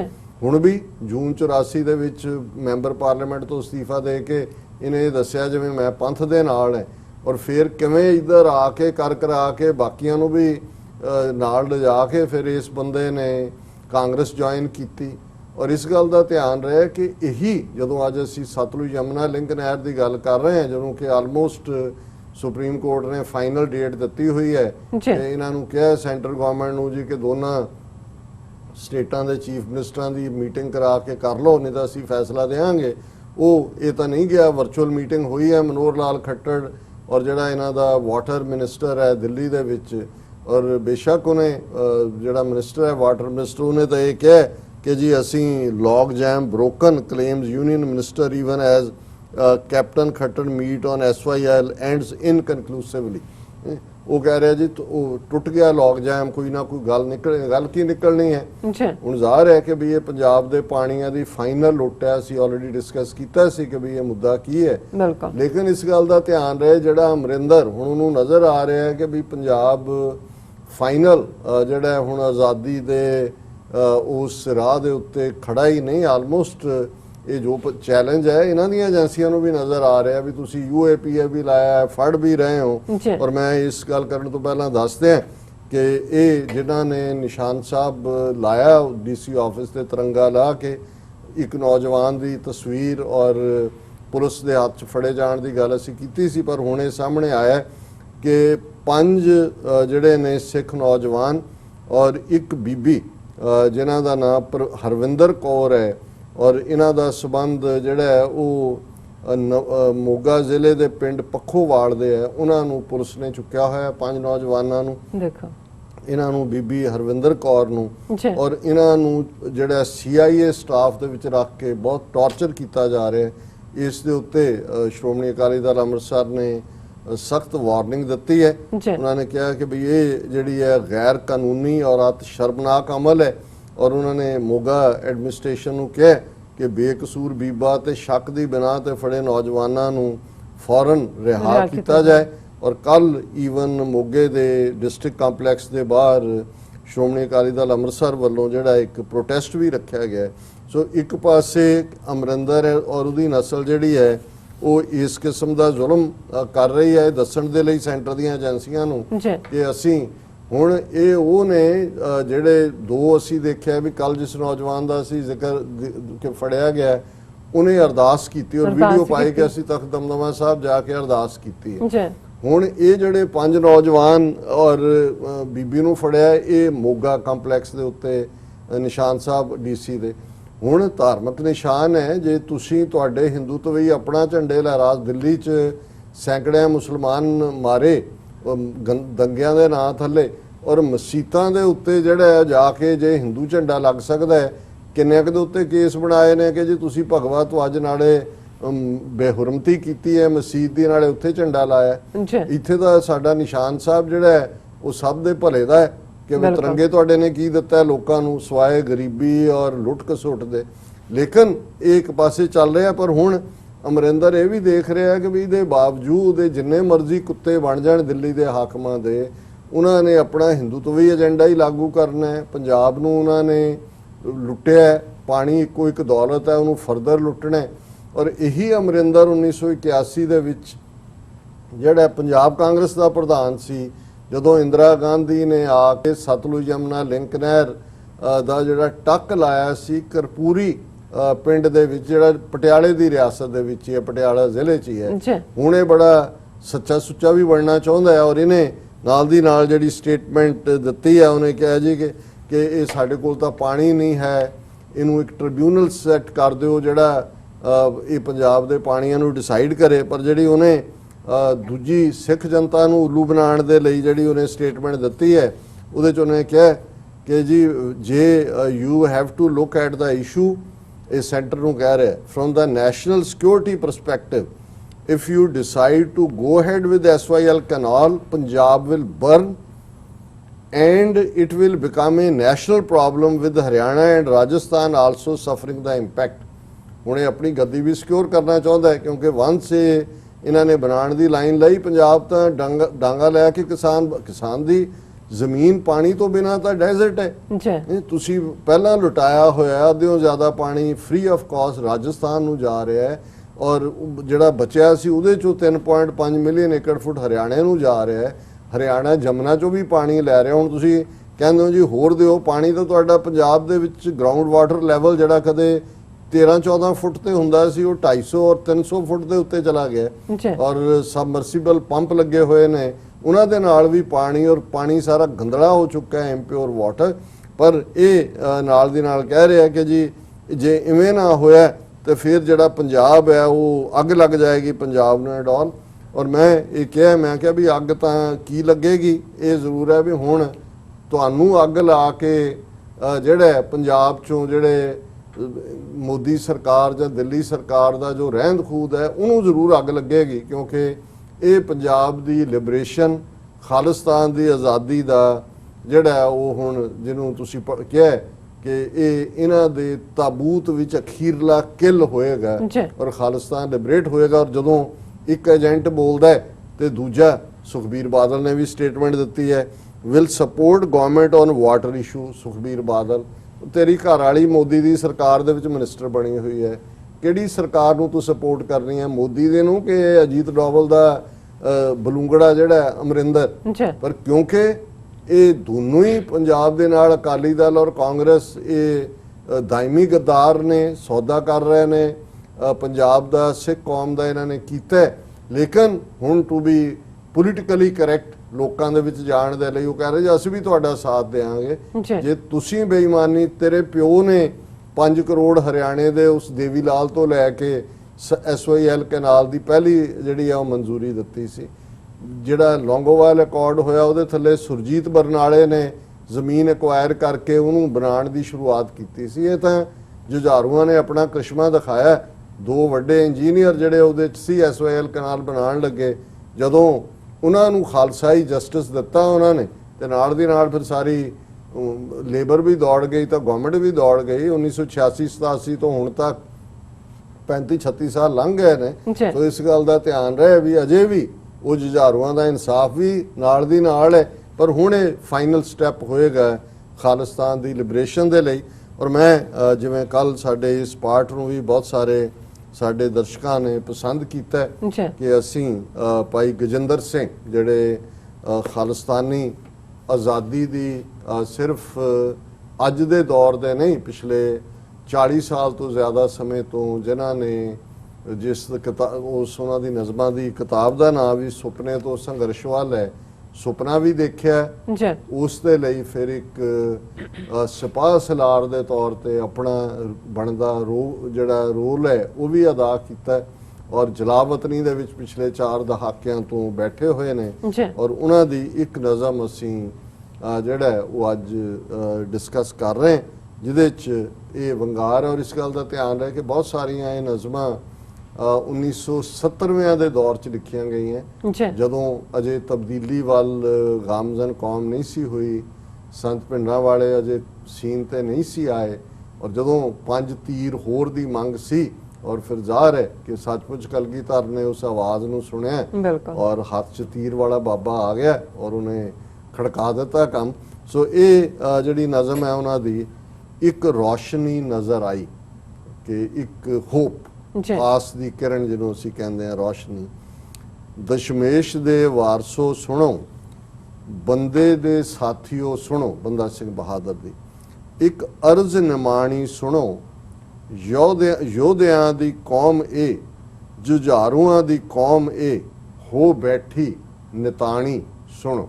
ਜੀ ਕਿ ਵੀ ਤੁਸੀਂ ਯੋਧਿਆਂ, ਬਹਾਦਰਾਂ, ਬੰਦਾ ਸਿੰਘ ਦੀ, ਗੁਰੂ ਕਲਗੀਧਰ ਦੀ ਦੇ ਵਾਰਿਸ ਤੁਸੀਂ ਨਿਤਾਣੇ ਹੋ ਕੇ ਕਿਉਂ ਬੈਠ ਗਏ ਹੋ? ਜਿਨ੍ਹਾਂ ਵਕਤ ਦੇ ਵਹਿਣ ਮੋੜੇ, ਮੂੰਹ ਜ਼ਾਬਰਾਂ ਦੇ ਤੋੜੇ ਸਨ, ਜੋ ਸੱਚ ਤੋਂ ਵੀ ਸੱਚੇ ਸਨ, ਧਾਰਾਂ ਤੇ ਚੜ ਜੋ ਨੱਚੇ ਸਨ। ਤਲਵਾਰ ਦੀ ਧਾਰ ਤੇ ਨੱਚਣ ਵਾਲੇ, ਸੱਚ ਤੇ ਖਲੋਣ ਵਾਲੇ, ਜੀ ਜੋ ਆਰਿਆਂ ਤੇ ਚੜ ਗਏ, ਨੀਹਾਂ 'ਚ ਜਾ ਕੇ ਖੜ ਗਏ, ਬੰਦ ਜਿਨ੍ਹਾਂ ਕਟਾਏ ਸਨ, ਤਨ ਆਰਿਆਂ ਨਾਲ ਚਿਰਾਏ ਸਨ। ਇਹ ਸਾਡੀ 18ਵੀਂ ਸਦੀ ਦੀ ਸਿੱਖ ਹਿਸਟਰੀ ਹੈ, ਜਿੱਥੇ ਜਿਹੜੇ ਟਾਰਚਰ ਦੇਣ ਕਰਕੇ ਮਾਰਨ ਦੇ ਤਰੀਕੇ ਸੀ, ਆਰੇ ਨਾਲ ਚੀਰ ਦੇਣਾ, ਨੀਹਾਂ ਦੇ ਵਿੱਚ ਚਿਣਾ ਦੇਣਾ, ਬੰਦ ਕਟਾ ਦੇਣਾ, ਔਰ ਇਹ ਸਾਰਿਆਂ 'ਚੋਂ ਖਾਲਸਾ ਲੰਘਿਆ। ਜੀ ਜ਼ਾਬਰਾਂ ਦੇ ਕਹਿਰ ਵਿੱਚ, ਕੁਰਬਾਨੀਆਂ ਦੀ ਲਹਿਰ ਵਿੱਚ, ਇੰਜ ਜੰਗ ਇੱਕ ਚਲਦੀ ਰਹੀ, ਪਰ ਕੌਮ ਇਹ ਪਲਦੀ ਰਹੀ। ਤੇ ਇਹ ਟੈਸਟ ਰਹੇ, ਜੰਗ ਜਾਰੀ ਰਹੀ, ਕੌਮ ਜਿਹੜੀ ਹੈ ਉਹ ਅੱਗੇ ਵੱਧਦੀ ਰਹੀ। ਜੀ ਜੂਝਦਿਆਂ ਲੜਦਿਆਂ, ਚਰਖੀਆਂ ਤੇ ਚੜ੍ਹਦਿਆਂ, ਸਰਹੰਦ ਫਤਿਹ ਕਰ ਲਈ, ਆਜ਼ਾਦੀ ਦੀ ਵਹੁਟੀ ਵਰ ਲਈ। ਕਿ ਜਿਹੜਾ ਆਜ਼ਾਦੀ ਵਹੁਟੀ ਨੂੰ ਪਰਨਾ ਲਿਆ, ਜੀ ਸਰਹੰਦ ਦੀ ਜਿੱਤ ਉਸ ਦੀ ਬਿਗਨਿੰਗ ਸੀ ਬੰਦਾ ਸਿੰਘ ਬਹਾਦਰ ਦੀ ਕਮਾਂਡ ਥੱਲੇ। ਇੰਜ ਬਾਗੀਓਂ ਬਾਦਸ਼ਾਹ ਬਣੇ। ਜ਼ਾਹਰ ਹੈ ਕਿ ਜਦੋਂ ਤੁਸੀਂ ਜ਼ੁਲਮ ਦੇ ਖਿਲਾਫ ਲੜਦੇ ਹੋ ਤੇ ਹਕੂਮਤਾਂ ਤੁਹਾਨੂੰ ਬਾਗੀ ਐਲਾਨਦੀਆਂ ਨੇ, ਰਿਬੈਲ ਐਲਾਨਦੀਆਂ ਨੇ, ਅੱਜ ਦੀ ਜ਼ਬਾਨ 'ਚ ਦਹਿਸ਼ਤਗਰਦ ਐਲਾਨਦੀਆਂ। ਜੀ। ਔਰ ਮੈਂ ਇਹ ਦੇਖ ਰਿਹਾ ਸੀ ਕਿ ਜਦੋਂ ਇਹਨਾਂ ਨੇ ਇਸ ਕਿਤਾਬ ਦਾ ਪਹਿਲਾ ਪੇਜ ਦੇ ਉੱਤੇ ਸਮਰਪਿਤ ਕੀਤਾ ਤੇ ਸੰਤ ਭਿੰਡਰਾਂਵਾਲੇ ਸਰ ਕਪੂਰ ਸਿੰਘ ਹੋਰਾਂ ਨੂੰ ਕੀਤਾ, ਲੇਕਿਨ ਨੈਲਸਨ ਮੰਡੇਲਾ ਦੀ ਪੂਰੀ ਪਿਕਚਰ ਲਾ ਕੇ ਉਸ ਦੀ ਇੱਕ ਅੰਗਰੇਜ਼ੀ ਦੀ ਕੋਟ ਜਿਹੜੀ ਸਾਡੇ ਲਈ ਵੀ ਜ਼ਰੂਰੀ ਹੈ, ਜਦੋਂ ਅਸੀਂ ਰਿਪੀਟਡਲੀ ਇਹ ਕਹਿੰਦੇ ਹਾਂ ਜੀ ਸਾਨੂੰ ਇਹ ਟੈਰਰਿਸਟ ਕਹਿੰਦੇ ਨੇ, ਦਹਿਸ਼ਤਗਰਦ ਕਹਿੰਦੇ ਨੇ, ਜੀ ਮੰਡੇਲਾ ਨੇ ਇਹਦੇ ਤੇ ਕੀ ਕਿਹਾ? ਔਰ ਇਹ ਉਹਨਾਂ ਨੇ ਲਿਖਿਆ ਕਿ ਵੀ ਮੰਡੇਲਾ ਨੇ ਕਿਹਾ, I was called a terrorist yesterday, but when I came out of jail, 27 ਸਾਲ ਨੈਲਸਨ ਮੰਡੇਲਾ ਜੇਲ੍ਹ ਦੇ ਵਿੱਚ ਰਹੇ, ਟਾਰਚਰ ਸਿਆ, ਔਰ ਜਦੋਂ ਆਏ ਫਿਰ ਉਹਨਾਂ ਨੇ ਦੁਨੀਆ ਜਿੱਤ ਲਈ। ਔਰ ਕਿਵੇਂ ਸਾਊਥ ਅਫਰੀਕਾ ਦੇ ਉਹ ਪਹਿਲੇ ਪ੍ਰੈਜ਼ੀਡੈਂਟ ਵੀ ਬਣੇ, ਕਿਵੇਂ ਉਹਨਾਂ ਨੇ ਰੀਕਨਸਾਈਲ ਕੀਤਾ, ਔਰ ਕਿੰਨੇ ਕਦਾਵਰ ਸ਼ਖਸੀਅਤ ਬਣ ਕੇ ਦੁਨੀਆ ਦੇ ਨਕਸ਼ੇ ਤੇ ਉੱਭਰੇ। ਸੋ ਕਹਿੰਦੇ ਨੇ I was called a terrorist yesterday, but when I came out of jail, many people embraced me, including my enemies, and that is what I normally tell other people, though people who say those who are struggling for liberation in their country are terrorists. I tell them that I was also a terrorist yesterday, but today I am admired by the very people who said I was one. ਉਹਨਾਂ ਨੇ ਕਿਹਾ ਕਿ ਭਾਈ ਮਤ ਘਬਰਾਓ, ਤੁਸੀਂ ਆਪਣੀ ਆਜ਼ਾਦੀ ਲਈ ਲੜ ਰਹੇ ਹੋ, ਤੁਹਾਨੂੰ ਕੋਈ ਦਹਿਸ਼ਤ, ਮਤ ਘਬਰਾਓ। ਜਿਵੇਂ ਮੈਨੂੰ ਮੇਰੇ ਦੁਸ਼ਮਣਾਂ ਨੇ ਗੱਲ ਲਾਇਆ ਔਰ ਐਡਮਾਇਰ ਕਰਦੇ ਨੇ, ਇਵੇਂ ਹੀ ਜਿਹੜੇ ਅੱਜ ਤੁਹਾਨੂੰ ਦਹਿਸ਼ਤਗਰਦ ਕਹਿੰਦੇ ਨੇ, ਕੱਲ ਤੁਹਾਡੇ ਨਾਲ ਬਗਲਗੀਰ ਹੋਣਗੇ ਔਰ ਤੁਹਾਡੀ ਤਾਰੀਫ ਕਰਨਗੇ ਕਿ ਤੁਸੀਂ ਆਪਣੇ ਲੋਕਾਂ ਲਈ ਖੜੇ। ਔਰ ਇਹਨਾਂ ਦੀ ਜਿਹੜੀ ਆਟੋਬਾਇਓਗ੍ਰਾਫੀ ਹੈ, ਲੌਂਗ ਵਾਕ ਟੂ ਫਰੀडम, ਮੈਂ ਸਮਝਦਾ ਵੀ ਹਰ ਆਜ਼ਾਦੀ ਪਸੰਦ ਨੂੰ ਪੜ੍ਹਨੀ ਚਾਹੀਦੀ ਹੈ। ਸੋ ਇਸ ਦੀ ਨੂੰ ਹੀ ਉਹਨਾਂ ਨੇ ਇਸ ਕਪਲੇਟ 'ਚ ਇਸ ਸਪਿਰਿਟ ਦੀ ਗੱਲ ਕੀਤੀ।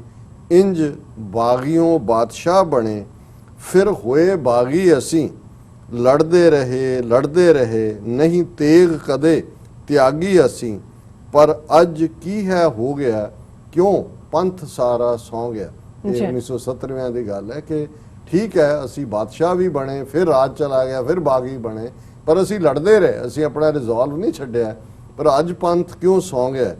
ਸਾਡੀ ਤੇਗ ਨੂੰ ਕਿਸ ਡੱਸਿਆ, ਤੀਰਾਂ ਨੂੰ ਕਿਸ ਨੇ ਕੀਲਿਆ, ਜਾਂ ਰਤ ਪਾਣੀ ਹੋ ਗਿਆ, ਜਾਂ ਰਤ ਸਾਡਾ ਪੀ ਲਿਆ। ਕੀ ਸਾਡੇ ਤੀਰ ਵੀ ਡੱਸੇ ਗਏ ਨੇ? ਕੀ ਸਾਡੀ ਤੇਗ ਵੀ ਜਿਹੜੀ ਹੈ ਉਹ ਕੀਲੀ ਗਈ ਹੈ? ਖੂਨ ਕੀ ਸਾਡਾ ਪਾਣੀ ਹੋ ਗਿਆ?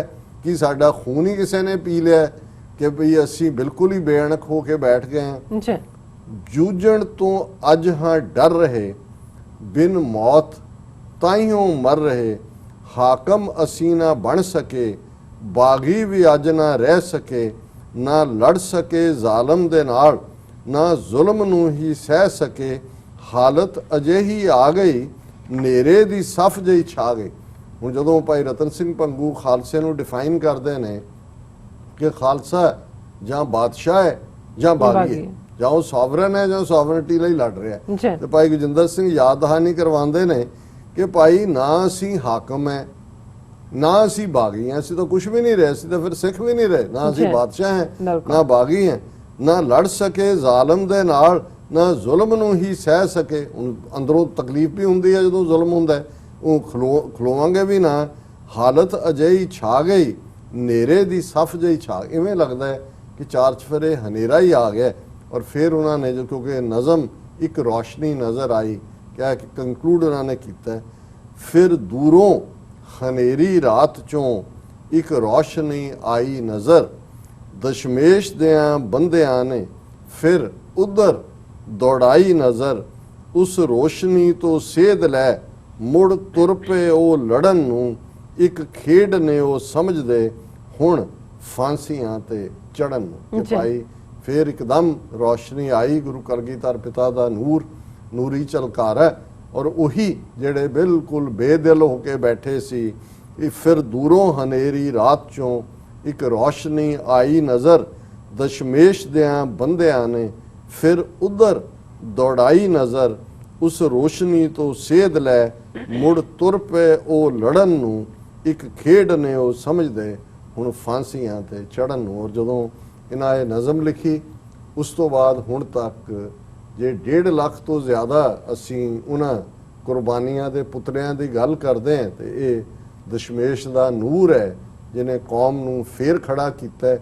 ਔਰ ਹੁਣ ਉਹ ਵਕਤ ਆ ਗਿਆ ਕਿ ਖਾਲਿਸਤਾਨ ਸਾਡੇ ਦਰਵਾਜ਼ੇ ਦੇ ਉੱਤੇ ਦਸਤਕ ਦੇ ਰਹੇ। ਜੀ ਡਾਕਟਰ ਸਾਹਿਬ, ਤੁਹਾਡਾ ਬਹੁਤ ਬਹੁਤ ਸ਼ੁਕਰੀਆ। ਇਸ ਵਕਤ ਲੈਣੇ ਬ੍ਰੇਕ। ਵਿਊਅਰਸ ਤੁਸੀਂ ਇਸੇ ਤਰ੍ਹਾਂ ਹੀ ਬਣੇ ਰਹਿਣਾ। ਮਿਲਦੇ ਹਾਂ ਆਫਟਰ ਦਿਸ ਸ਼ਾਰਟ ਬ੍ਰੇਕ।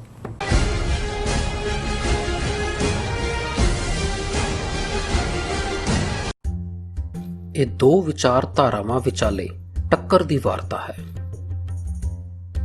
ਇਹ ਕਿਤਾਬ ਪੁਜਾਰੀ ਦੀ ਸਮਰੱਥਾ ਤੇ ਤਿੱਖਾ ਪ੍ਰਹਾਰ ਕਰਦੀ ਹੈ। ਨਾਸਤਕ ਵਿਚਾਰਧਾਰਾ ਵਾਲਿਆਂ ਵੱਲੋਂ ਉਠਾਏ ਗਏ ਸਵਾਲ ਗੁਰੂ ਨਾਨਕ ਸਾਹਿਬ ਜੀ ਦੇ ਸਵਾਲਾਂ ਨਾਲ ਬਹੁਤ ਮੇਲ ਖਾਂਦੇ ਹਨ। ਫਰਕ ਇੰਨਾ ਹੈ ਕਿ ਨਾਸਤਕ ਲੋਕ ਆਪਣੇ ਸਵਾਲਾਂ ਦੇ ਜਵਾਬ ਪੁਜਾਰੀ ਕੋਲੋਂ ਭਾਲਦੇ ਹਨ, ਜਦਕਿ ਗੁਰੂ ਨਾਨਕ ਸਾਹਿਬ ਜੀ ਉਹਨਾਂ ਦਾ ਜਵਾਬ ਸਰਬ ਵਿਆਪਕ ਨਿਹਚਲ ਹੁਕਮ ਦੀ ਅਗਵਾਈ ਵਿੱਚੋਂ ਰੁਸ਼ਨਾਉਂਦੇ ਹਨ। Sole enemy of a Sikh Brahminism English ਵਿੱਚ, ਜਾਂ ਸਿੱਖ ਦਾ ਇੱਕੋ ਵੈਰੀ ਬ੍ਰਾਹਮਣਵਾਦ ਪੰਜਾਬੀ ਵਿੱਚ, ਗੁਰਪ੍ਰੀਤ ਸਿੰਘ ਜੀਪੀ ਵੱਲੋਂ ਲਿਖੀ ਕਿਤਾਬ ਹੁਣੇ ਮੰਗਵਾਓ ਜੀ। ਤੁਸੀਂ Amazon, Barnes and Noble ਜਾਂ Flipkart ਆਨਲਾਈਨ ਪਲੇਟਫਾਰਮਸ ਤੋਂ ਆਰਡਰ ਕਰ ਸਕਦੇ ਹੋ। ਕੀ ਤੁਸੀਂ ਆਪਣੇ ਟੈਕਸਸ ਨੂੰ ਲੈ ਕੇ ਚਿੰਤਤ ਹੋ? ਤੁਸੀਂ ਆਪਣੀ ਕਮਾਈ ਲਈ ਮਿਹਨਤ ਕਰਦੇ ਹੋ, ਭਾਵੇਂ ਤੁਸੀਂ ਨੌਕਰੀ ਵਿੱਚ ਹੋਵੋ ਜਾਂ ਆਪਣਾ ਬਿਜ਼ਨਸ ਚਲਾਉਂਦੇ ਹੋ। ਜਦੋਂ ਟੈਕਸ ਭਰਨ ਦਾ ਸਮਾਂ ਆਉਂਦਾ ਹੈ ਤਾਂ ਤੁਹਾਨੂੰ ਇੱਕ ਭਰੋਸੇਯੋਗ ਟੈਕਸ ਅਕਾਊਂਟੈਂਟ ਦੀ ਲੋੜ ਹੈ, ਜੋ ਟੈਕਸ ਬੈਲੈਂਸ ਦਾ ਤੁਹਾਡੇ ਪੱਖ ਵਿੱਚ ਜਾਣਾ ਯਕੀਨੀ ਬਣਾਵੇ।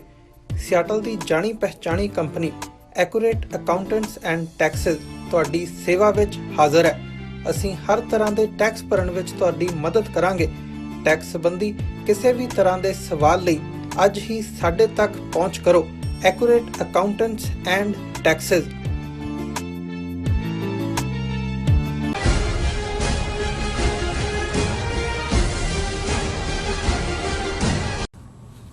ਦਰਸ਼ਕੋ, ਬ੍ਰੇਕ ਤੋਂ ਬਾਅਦ ਤੁਹਾਨੂੰ ਆਪਾਂ ਸਭ ਨੂੰ ਜੀ ਆਇਆਂ ਕਹਿੰਦੇ ਹਾਂ। ਹੁਣ ਆਪਾਂ ਗੱਲਬਾਤ ਕਰਨ ਜਾ ਰਹੇ ਹਾਂ ਅਮਰੀਕਨ ਕਾਂਗਰਸ ਦੇ ਹਵਾਲੇ ਨਾਲ ਕਿ ਉਹਨਾਂ ਨੇ ਅਫਗਾਨ ਸਿੱਖਾਂ ਦੇ ਮਸਲੇ ਤੇ ਇੱਕ ਬਿੱਲ ਪੇਸ਼ ਕੀਤਾ ਹੈ ਔਰ ਜਿਸ ਵਿੱਚ ਪੀੜਤ ਅਫਗਾਨ ਸਿੱਖਾਂ ਨੂੰ ਅਮਰੀਕਾ ਵਿੱਚ ਸਿਆਸੀ ਪਨਾਹ ਦੇਣ ਦੀ ਜੋ ਮੰਗ ਹੈ ਉਹ ਕੀਤੀ ਹੈ।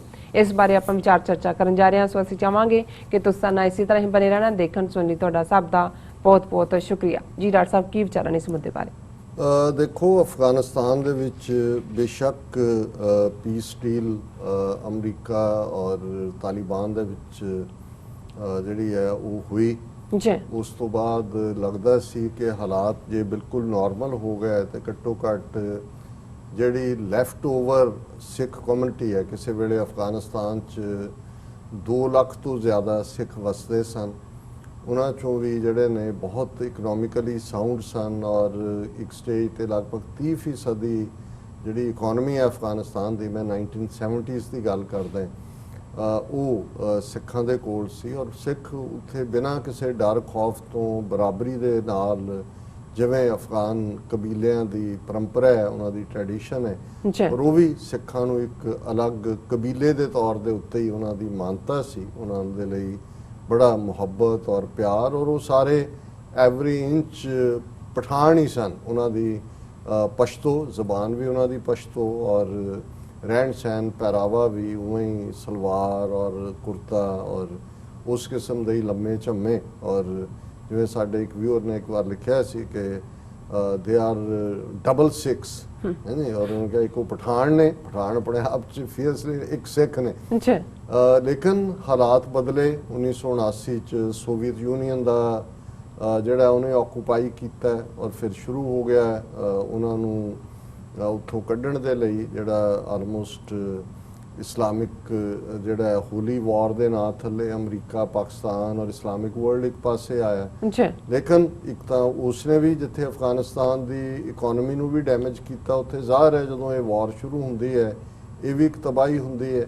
ਔਰ ਉਹਦੇ 'ਚ ਫਿਰ ਜਿਹੜਾ ਇੱਕ ਤਬਕਾ ਜਿਹੜਾ ਖਾਸ ਤੌਰ 'ਤੇ ਲੁੱਟ ਖੋਹ ਦੇ ਵਿੱਚ, ਔਰ ਇਹ ਵੀ ਅਫਗਾਨਿਸਤਾਨ ਦੇ ਇੱਕ ਕਲਚਰ ਦਾ ਵੀ ਹਿੱਸਾ ਰਿਹਾ ਹੈ ਕਿ ਜਿਹੜੀ ਫਿਰੌਤੀ ਲੈਣਾ ਹੈ ਜਾਂ ਦੂਸਰਾ ਤੀਸਰਾ, ਇਹ ਵੀ ਇੱਕ ਹਿੱਸਾ ਹੁੰਦਾ ਹੈ ਵਪਾਰੀਆਂ ਤੋਂ, ਦੂਸਰਿਆਂ ਤੋਂ। ਸੋ ਪਹਿਲੀ ਜਿਹੜੀ ਹਿਜਰਤ ਤਾਂ ਉਸ ਦੌਰ ਦੇ ਵਿੱਚ ਹੀ ਸ਼ੁਰੂ ਹੋਈ। ਫਿਰ ਬਹੁਤ ਵੱਡੇ ਪੈਮਾਨੇ ਤੇ ਨਹੀਂ ਸੀ, ਉੱਥੋਂ ਜਿਹੜੇ ਆਏ ਵੀ ਕੁਝ ਪਿਸ਼ਾਵਰ ਆ ਗਏ, ਵੇਟ ਕਰਨ ਲੱਗੇ ਕਿ ਬਈ ਜਦੋਂ ਇਹ ਜੰਗ ਜਿੱਤੀ ਜਾਏਗੀ ਵਾਪਸ ਜਾਵਾਂਗੇ। ਫਿਰ ਜਦੋਂ ਤੱਕ 1988-99 ਤੱਕ ਇਹ ਗੱਲ ਮੁੱਕੀ, ਫਿਰ ਜਿਹੜਾ ਅਫਗਾਨਿਸਤਾਨ ਦੇ ਕਬਜ਼ੇ ਨੂੰ ਲੈ ਕੇ ਇੰਟਰਨੈਸਾਈਨ ਜਿਹਨੂੰ ਕਹਿੰਦੇ ਨੇ ਵਾਰ ਸ਼ੁਰੂ ਹੋ ਗਈ। ਇੱਕ ਪਾਸੇ ਤਾਲਿਬਾਨ ਸੀ, ਇੱਕ ਪਾਸੇ ਮਸੂਦ ਸੀ, ਤਾਜ਼ਕ ਔਰ ਉਜ਼ਬੇਕ, ਅਗਲੇ 8-10 ਸਾਲ ਉਹ ਚੱਲਦਾ ਰਿਹਾ, ਰਹਿੰਦ ਖੂੰਦ ਉਹਦੇ 'ਚ ਫਿਰ ਸਫ਼ਰ ਕੀਤੇ। ਫਿਰ 9/11 ਹੋ ਗਿਆ, ਜਦੋਂ ਤੱਕ ਥੋੜ੍ਹੀ ਕੁ ਦੇਰ ਤਾਲਿਬਾਨ ਦਾ ਰਿਹਾ। ਫਿਰ ਆਪਣੇ ਕਿਸਮ ਦੇ ਹੁਣ ਇਹ ਵੀ ਹੋਇਆ ਕਿ ਜਦੋਂ ਉਸ ਪੀਰੀਅਡ 'ਚ ਜਦੋਂ ਤੱਕ ਤਾਂ ਇਕੱਲਾ ਅਫਗਾਨਾਂ ਦੇ ਨਾਲ ਜਾਂ ਉਹਨਾਂ ਦੇ ਕਬੀਲਿਆਂ ਦੇ ਲੋਕਾਂ ਨਾਲ ਹੀ ਵਾਹ ਸੀ, ਉਹ ਸਮਝਦੇ ਸੀ। ਫਿਰ ਜਦੋਂ ਸੋਵੀਅਤ ਯੂਨੀਅਨ ਦੇ ਖਿਲਾਫ ਵਾਰ ਦੇ ਵੇਲੇ ਮਿਡਲ ਈਸਟ ਵਾਲੀਆਂ ਜਿਹੜੀਆਂ ਤਨਜ਼ੀਮਾਂ ਦੇ ਲੋਕ ਵੀ ਆਏ, ਉਹਨਾਂ ਨੇ ਜਿਹੜੀ ਉਹ ਮੂਮਨ ਔਰ ਕਾਫਰ ਵਾਲੀ ਲਾਈਨ ਹੈ ਉਹਨੂੰ ਸਿੱਧੇ ਤੌਰ ਤੇ ਖਿੱਚਿਆ ਹੋਇਆ ਸੀ।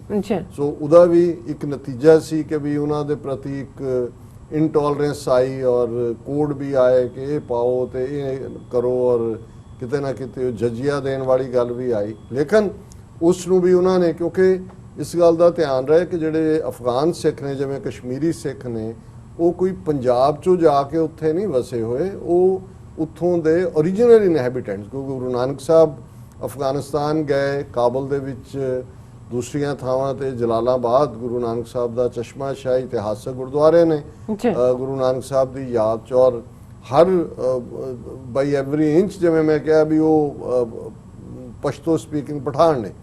ਲੇਕਿਨ ਬਹੁਤ ਵਾਰ ਜਦੋਂ ਅਸੀਂ ਇੱਕ ਫਿਲਸਫੀਕਲ ਗੱਲਾਂ ਕਰਦੇ ਹਾਂ, ਗਰਾਊਂਡ ਦੇ ਉੱਤੇ ਜਿਹੜੀਆਂ ਤਬਦੀਲੀਆਂ ਹੁੰਦੀਆਂ ਨੇ ਉਹਨਾਂ ਤੇ ਕਿਸੇ ਦਾ ਵੀ ਕੰਟਰੋਲ ਨਹੀਂ ਸੀ, ਅੱਜ ਵੀ ਨਹੀਂ ਹੈ। ਅੱਜ ਵੀ ਅਫਗਾਨਿਸਤਾਨ 'ਚ ਕੋਈ ਇਹ ਨਹੀਂ ਹੈ ਕਿ ਤਾਲਿਬਾਨ ਦਾ ਕੰਟਰੋਲ ਹੈ। ਕਿੰਨੀਆਂ ਉੱਥੇ ਹੋਰ ਏਜੰਸੀਆਂ ਆਈਸਿਸ ਦੇ ਨਾਂ ਥੱਲੇ, ਜਾਂ ਜਿਹੜੀ ਹਕੂਮਤ ਉੱਥੇ ਹੈ ਅਸ਼ਰਫ ਗਨੀ ਦੀ ਜਾਂ ਅਬਦੁੱਲਾ, ਉਹਨਾਂ ਦਾ ਵੀ ਕਿੰਨਾ ਕੰਟਰੋਲ ਹੈ।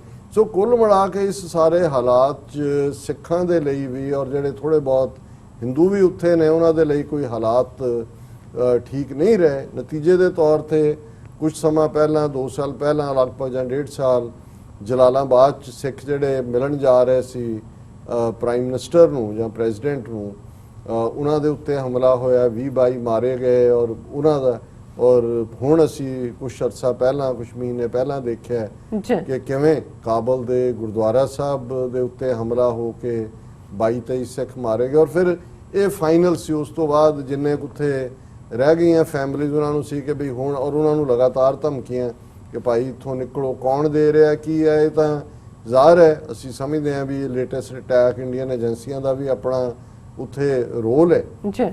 ਲੇਕਿਨ ਕੁੱਲ ਮਿਲਾ ਕੇ ਇਹਦੇ ਬਾਵਜੂਦ ਕਿ ਅਫਗਾਨ ਸਿੱਖਾਂ ਦਾ ਇੱਕ ਹਿੱਸਾ ਆਪਣੀ ਫਾਦਰਲੈਂਡ ਨੂੰ ਨਹੀਂ ਛੱਡਣਾ ਚਾਹੁੰਦਾ ਸੀ, ਅੱਜ ਵੀ ਕੁਛ ਨੇ ਕਿ ਵੀ ਅਸੀਂ ਇੱਥੇ ਹੀ ਮਰਾਂਗੇ ਔਰ ਅਸੀਂ ਆਪਣੇ ਗੁਰਦੁਆਰੇ ਔਰ ਆਪਣੀ ਧਰਤੀ ਛੱਡ ਕੇ ਨਹੀਂ ਜਾਣਾ। ਪਰ ਜਦੋਂ ਬੱਚੇ ਦੂਜੇ ਤੀਜੇ ਇਨਸਿਕਿਉਰਿਟੀ ਹੁੰਦੀ ਹੈ, ਅਸੀਂ ਸਮਝ ਸਕਦੇ ਹਾਂ ਉਹਨਾਂ ਨੂੰ ਫਿਰ ਜ਼ਾਹਰ ਸੀ ਕਿ ਵੀ ਲੈਣ ਨੂੰ ਕੌਣ ਤਿਆਰ ਹੋਏ। ਇਹਦੇ ਲਈ ਬਹੁਤ ਸਾਰੀਆਂ ਜਥੇਬੰਦੀਆਂ ਨੇ ਬਾਹਰ ਕੰਮ ਕੀਤਾ ਹੈ। ਯੂਨਾਈਟਿਡ ਸਿੱਖਸ ਨੇ, US ਕਾਂਗਰੈਸ਼ਨਲ ਸਿੱਖ ਕਾਕਸ ਦੇ ਨਾਲ, friends of Sikh caucus, American Gurdwara Prabandhak committee, world Sikh organisation. ਔਰ ਅੱਜ ਹੀ ਜਦੋਂ ਡਾਕਟਰ ਇਕਦਾਰ ਕਰਾਮਤ ਚੀਮਾ ਦੇ ਇੰਗਲੈਂਡ ਤੋਂ ਕਾਲ ਆਈ, ਕਿਉਂਕਿ ਕੱਲ੍ਹ ਹੀ US ਹਾਊਸ ਆਫ ਰਿਪਰੈਜ਼ੈਂਟੇਟਿਵਸ ਦੇ ਵਿੱਚ ਰੈਜ਼ੋਲੂਸ਼ਨ ਜਿਹੜਾ ਮੂਵ ਹੋਇਆ ਕਿ ਅਫਗਾਨ ਸਿੱਖਾਂ ਨੂੰ ਜਿਹੜੀ ਆ ਉਹ ਸਿਆਸੀ ਸ਼ਰਨ ਦਿੱਤੀ ਜਾਏ, ਤਾਂ ਮੈਨੂੰ ਪਤਾ ਹੈ ਕਿ ਡਾਕਟਰ ਚੀਮਾ ਨੇ ਵੀ ਇਹਦੇ 'ਚ ਖਾਸ ਰੋਲ ਅਦਾ ਕੀਤਾ ਹੈ।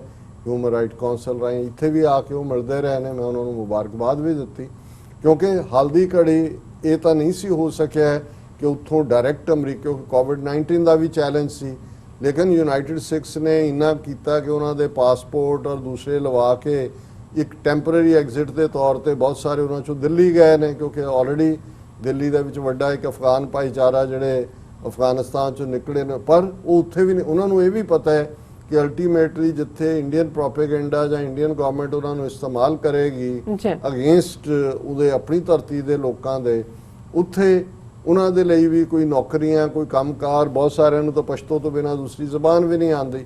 ਲੇਕਿਨ ਬਾਹਰ ਜਿਹੜੀਆਂ ਸਿੱਖ ਜਥੇਬੰਦੀਆਂ ਨੇ ਉਹਨਾਂ ਦੀ ਕੋਸ਼ਿਸ਼ ਹੈ ਕਿ ਅਸੀਂ ਉਹ ਪ੍ਰਬੰਧ ਕਰ ਦਈਏ ਜਿੱਥੇ, ਔਰ ਕੁਝ ਅਮੀਰ ਸਿੱਖ ਆਏ ਨੇ ਅੱਗੇ, ਜਿਵੇਂ ਯੂਨਾਈਟਿਡ ਸਿੱਖਸ ਵਾਲੇ ਮੈਨੂੰ ਦੱਸ ਰਹੇ ਸੀ, ਇੱਕ ਕੈਲੀਫੋਰਨੀਆ 'ਚ ਨੇ, ਉਹਨਾਂ ਨੇ ਕਿੰਨੇ ਲੱਖ ਦਿੱਤਾ, ਉਹਨਾਂ ਨੇ ਕਿਹਾ ਜੀ 1 ਸਾਲ ਦਾ ਜਿੱਥੇ ਵੀ ਉਹ ਰਹਿਣ ਉਹਨਾਂ ਦਾ ਪ੍ਰਬੰਧ ਕਰਾਇਆ, ਉਹਨਾਂ ਦਾ ਖਰਚਾ, ਇਹ ਉਹ। ਸੋ ਇਸ ਦੇ ਵਿੱਚ ਜਿਹੜਾ ਉਹਨਾਂ ਦੇ ਜਿਹੜੇ ਪਾਸਪੋਰਟ ਬਣਾਉਣ ਜਾਂ ਦੂਜੇ ਬਹੁਤ ਸਾਰਿਆਂ ਕੋਲ ਨਹੀਂ ਸੀ, ਉਹਦੀਆਂ ਵੀ ਫੀਸ ਉਹ ਇਹਨਾਂ ਨੇ ਜਿਹੜਾ ਬਾਹਰਲੇ ਸਿੱਖਾਂ ਨੇ ਟੇਕ ਕੇਅਰ ਕੀਤੀ ਹੈ। ਪਰ ਇਹ ਕਨਸਟੈਂਟ ਚੱਲ ਰਿਹਾ ਸੀ। ਇਸ ਤੋਂ ਪਹਿਲਾਂ ਸੈਨੇਟਰਸ ਨੇ ਲਿਖਿਆ ਸੀ। ਸੋ ਜਿਹੜਾ ਇਸ ਦੇ ਉੱਤੇ ਰੈਜ਼ੋਲੂਸ਼ਨ ਮੂਵ ਹੋਇਆ US ਕਾਂਗਰਸ ਦੇ ਵਿੱਚ, ਹਾਊਸ ਰੈਜ਼ੋਲੂਸ਼ਨ 1085 ਹੈ, ਔਰ ਇਸ ਦੇ ਉੱਤੇ ਯੂਨਾਈਟਿਡ ਸਿੱਖਸ ਨੇ ਅੱਜ ਆਪਣੀ ਪ੍ਰੈਸ ਰਿਲੀਜ਼ ਵੀ ਕੱਢੀ ਹੈ, ਜਿਹਦੇ 'ਚ ਹਰਪ੍ਰੀਤ ਸਿੰਘ ਸੰਧੂ ਐਗਜ਼ੈਕਟਿਵ ਡਾਇਰੈਕਟਰ ਜਿਹੜੇ ਅਮਰੀਕਨ ਸਿੱਖ ਕਾਂਗਰੈਸ਼ਨਲ ਕਾਕਸ ਨੇ ਉਹਨਾਂ ਨੂੰ ਕੋਟ ਕੀਤਾ ਹੈ, ਔਰ ਜਿਹਦੇ 'ਚ ਉਹਨਾਂ ਨੇ ਕਿਹਾ ਕਿ America has a moral obligation to preserve the sanctity of life and give Afghan Sikhs and Hindus a real chance for religious equality, safety, freedom and pursuit of happiness। और इस सारे जड़ा ये रेजोल्यूशन मूव किया है, house resolution 1085, इनू जिन्होंने move किया उन्होंने congressman John Garamendi Yuba City तो ने, congressman Cox, congressman Carson, congressman Costa, congressman McGovern, congresswoman Coleman, congresswoman Lofgren, ये उतों फ्रीमॉन्ट तो ने, कांग्रेसमैन रस्किन। और उन्होंने सारिਆਂ ਦਾ ਹੀ थैंक्स किया कि भी उन्होंने इस दे उत्ते ਜਿਹੜਾ स्टैंड लिया, और उन्होंने माइक पॉम्पियो ਨੂੰ और एंबेसडर सैम ब्राउनबैक ਜਿਹੜੇ एंबेसडर एट लार्ज ने ਉਹਨਾਂ ਨੂੰ ਦੀ ਤਾਰੀਫ ਕੀਤੀ ਹੈ ਕਿ ਉਹ ਬੜੇ ਮਜ਼ਬੂਤ ਰਹੇ ਨੇ ਅਫਗਾਨ ਸਿੱਖਾਂ ਦੀ ਪ੍ਰੋਟੈਕਸ਼ਨ ਦੇ ਲਈ। ਔਰ ਯੂਨਾਈਟਿਡ ਸਿੱਖਸ ਨੇ ਕਿਹਾ ਕਿ ਵੀ ਅਸੀਂ ਉਹਨਾਂ ਦੀ ਐਡਵੋਕੇਸੀ ਔਰ ਇਸ ਸਾਰੇ ਦੇ ਵਿੱਚ ਅਸੀਂ ਰਵਾਂਗੇ, ਔਰ ਅਸੀਂ ਉਹਨਾਂ ਨੂੰ ਅਸਿਸਟ ਕਰਾਂਗੇ ਤਾਂ ਕਿ ਉਹ ਅਮਰੀਕਾ ਦੇ ਵਿੱਚ ਉਹਨਾਂ ਨੂੰ ਅਸਾਈਲਮ ਮਿਲੇ, ਕੈਨੇਡਾ 'ਚ ਮਿਲੇ, UK 'ਚ ਮਿਲੇ, ਜਾਂ ਜਿੱਥੇ ਵੀ ਉਹ ਜਾਣਾ ਚਾਹੁੰਦੇ ਨੇ। ਔਰ ਇਸ ਸਾਰੇ ਦੇ ਉੱਤੇ ਜਿਹੜਾ ਮੈਂ ਵੀ ਖੁਸ਼ੀ ਦਾ ਇਜ਼ਹਾਰ ਕਰਦਾ ਕਿਉਂਕਿ ਅਸੀਂ ਇਸ ਕੋਸ਼ਿਸ਼ ਸੀ ਕਿ ਬੇਸ਼ੱਕ ਉਸ ਖਤਰੇ ਦੇ ਜ਼ੋਨ 'ਚੋਂ ਨਿਕਲ ਕੇ ਉਹ ਦਿੱਲੀ ਤੱਕ ਪਹੁੰਚ ਗਏ ਨੇ, ਪਰ ਇਹ ਵੀ from frying pan to fire ਵੀ ਉੱਥੇ ਵੀ ਉਹ ਸੇਫ ਸਿਕਿਉਰ ਨਹੀਂ ਨੇ, ਕਿਉਂਕਿ ਅਲਟੀਮੇਟਲੀ ਉਹਨਾਂ ਨੂੰ ਵਰਤਣਗੇ ਵੀ ਆਪਣੇ ਸਿਆਸੀ ਮਕਸਦ ਲਈ। ਤੇ ਸਾਡਾ ਸੀ ਕਿ ਵੀ ਉੱਥੋਂ ਨਿਕਲ ਆਏ ਨੇ, ਹੁਣ ਜੇ ਉਹਨਾਂ ਨੂੰ ਅਮਰੀਕਨ ਸਿਸਟਮ ਜਾਂ ਕੈਨੇਡਾ ਦੇ ਵਿੱਚ ਵੀ ਸਿੱਖ ਆਰਗੇਨਾਈਜੇਸ਼ਨਸ ਇਸ ਤੇ ਕੰਮ ਕਰ ਰਹੀਆਂ, ਤੇ ਉਹਨਾਂ ਦੀ ਜਿਹੜੀ ਹੈ ਇਹਨਾਂ ਮੁਲਕਾਂ ਦੇ ਵਿੱਚ, ਤਾਂ ਕਿ ਉਹਨਾਂ ਦੇ ਬੱਚੇ ਬੱਚੀਆਂ ਦਾ ਫਿਊਚਰ ਵੀ ਹੋਏ। ਔਰ ਜਦੋਂ ਜੇ ਅਫਗਾਨਿਸਤਾਨ 'ਚ ਹਾਲਾਤ ਨਾਰਮਲ ਹੋਣਗੇ ਜੀ ਤੇ ਫਿਰ ਉਹਨਾਂ 'ਚੋਂ ਬਹੁਤ ਸਾਰੇ ਆਪਣੀ ਧਰਤੀ ਨਾਲ ਜੁੜੇ ਹੋਏ ਲੋਕ ਨੇ ਔਰ ਉਹ ਸਿੱਖੀ ਨੂੰ ਬਹੁਤ ਪਿਆਰ ਕਰਦੇ ਨੇ।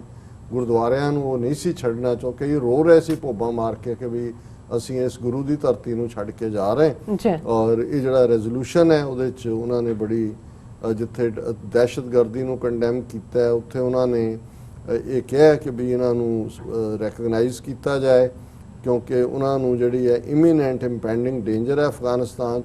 ਔਰ ਇਹਨੂੰ ਅਸੀਂ ਸਪੋਰਟ ਕਰਦੇ ਹਾਂ ਕਿ ਇਹਨਾਂ ਸਿੱਖਾਂ ਨੂੰ ਯੂਨਾਈਟਿਡ ਸਟੇਟਸ ਦੇ ਵਿੱਚ United States refugee admissions programme pursuant to section 207 of immigration and nationality act, ਇਹ ਉਹਨਾਂ ਨੂੰ ਇੱਥੇ ਸੈਟਲ ਕੀਤਾ ਜਾਏ।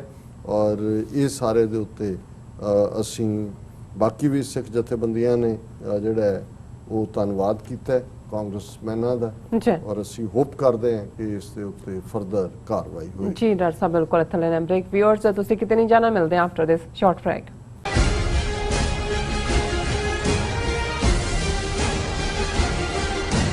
Are you tired of property violations, ECB court hearings wasting your time? AM Expediting Drafting and Design is the solution for your problems. AM Expediting Drafting and Design offers services that range from architectural drawings to expediting services to DOB, FDNY, and other agencies.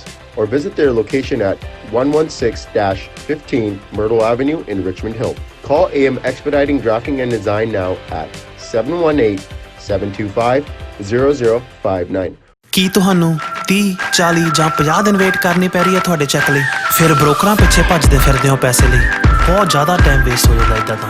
ਜੇ ਤੁਸੀਂ ਅੱਜ ਹੀ ਪੈਸੇ ਲੈਣੇ ਤਾਂ ਬਾਬਟੇਲ ਨੂੰ ਕਾਲ ਕਰੋ। ਬਾਬਟੇਲ ਤੁਹਾਡੀਆਂ ਇਨਵੋਇਸਿਸ same day fund ਕਰ ਸਕਦੇ ਹਾਂ for a small fee, no contract, no reserve and no hidden fees. ਅੱਜ ਹੀ ਕਾਲ ਕਰੋ ਬਾਬਟੇਲ ਨੂੰ ਤੇ ਤੁਹਾਡਾ ਪਹਿਲਾ ਮਹੀਨਾ ਫ੍ਰੀ। 410 204 2084 ਅਗੇਨ 410 204 2084। 2020 ਦੀ ਜਨਗਣਨਾ ਯੂਨਾਈਟਿਡ ਸਟੇਟ ਵਿੱਚ ਰਹਿੰਦੇ ਹਰ ਇੱਕ ਵਿਅਕਤੀ ਦੀ ਇੱਕ ਗਿਣਤੀ ਹੈ। 2020 ਜਨਗਣਨਾ ਬਹੁਤ ਮਹੱਤਵਪੂਰਨ ਹੈ ਅਤੇ ਗਾਈਡ ਕਰੋ ਕਿ ਕਿਵੇਂ ਪ੍ਰਤੀ ਸਾਲ $675 ਬਿਲੀਅਨ ਤੋਂ ਵੱਧ ਸੰਘੀ ਫੰਡਿੰਗ ਸਮੁਦਾਇਆਂ ਵਿੱਚ ਖਰਚ ਕੀਤੀ ਜਾਂਦੀ ਹੈ। ਤੁਸੀਂ ਇੱਕ ਕੰਪਿਊਟਰ, ਟੈਬਲੇਟ ਜਾਂ ਮੋਬਾਈਲ ਫੋਨ ਤੋਂ ਦਿਨ ਵਿੱਚ 24 ਘੰਟੇ ਆਨਲਾਈਨ ਜਵਾਬ ਦੇ ਸਕਦੇ ਹੋ। ਤੁਹਾਡੀ ਜਾਣਕਾਰੀ ਗੁਪਤ ਹੈ। ਆਪਣੇ ਆਪ ਨੂੰ ਸਿੱਖਾਂ ਵਜੋਂ ਕਾਊਂਟ ਕਰਨ ਵਾਸਤੇ ਆਪਾਂ ਸੈਕਸ਼ਨ 9 ਦੇ ਵਿੱਚ ਜਦ ਜਾਵਾਂਗੇ, ਉੱਥੇ ਸਮ ਅਦਰ ਰੇਸ ਦੇ ਵਿੱਚ ਆਪਾਂ ਸਹੀ ਦਾ ਨਿਸ਼ਾਨ ਲਗਾਵਾਂਗੇ ਤੇ ਉਸ ਦੇ ਵਿੱਚ ਸਿੱਖ ਲਿਖਾਂਗੇ ਜਾਂ ਟਾਈਪ ਕਰਾਂਗੇ। ਇਸ ਦੇ ਨਾਲ ਸਾਡੀ ਸਿੱਖਾਂ ਵਜੋਂ ਇੱਕ ਅਲੱਗ ਪਹਿਚਾਣ ਸੈਂਸਸ 2020 ਦੇ ਵਿੱਚ ਹੋ ਜਾਵੇਗੀ। ਸੋ ਯੂਨਾਈਟਿਡ ਸਿੱਖ ਵੱਲੋਂ ਅਸੀਂ ਸਾਰਿਆਂ ਨੂੰ ਬੇਨਤੀ ਕਰਦੇ ਹਾਂ ਕਿ ਇਸ ਮਰਦਮਸ਼ੁਮਾਰੀ ਦੇ ਵਿੱਚ ਆਪਣੇ ਘਰ ਦੇ ਹਰ ਇੱਕ ਜੀਅ ਦੀ ਗਿਣਤੀ ਕਰਵਾਓ। ਬਹੁਤ ਬਹੁਤ ਧੰਨਵਾਦ ਜੀ।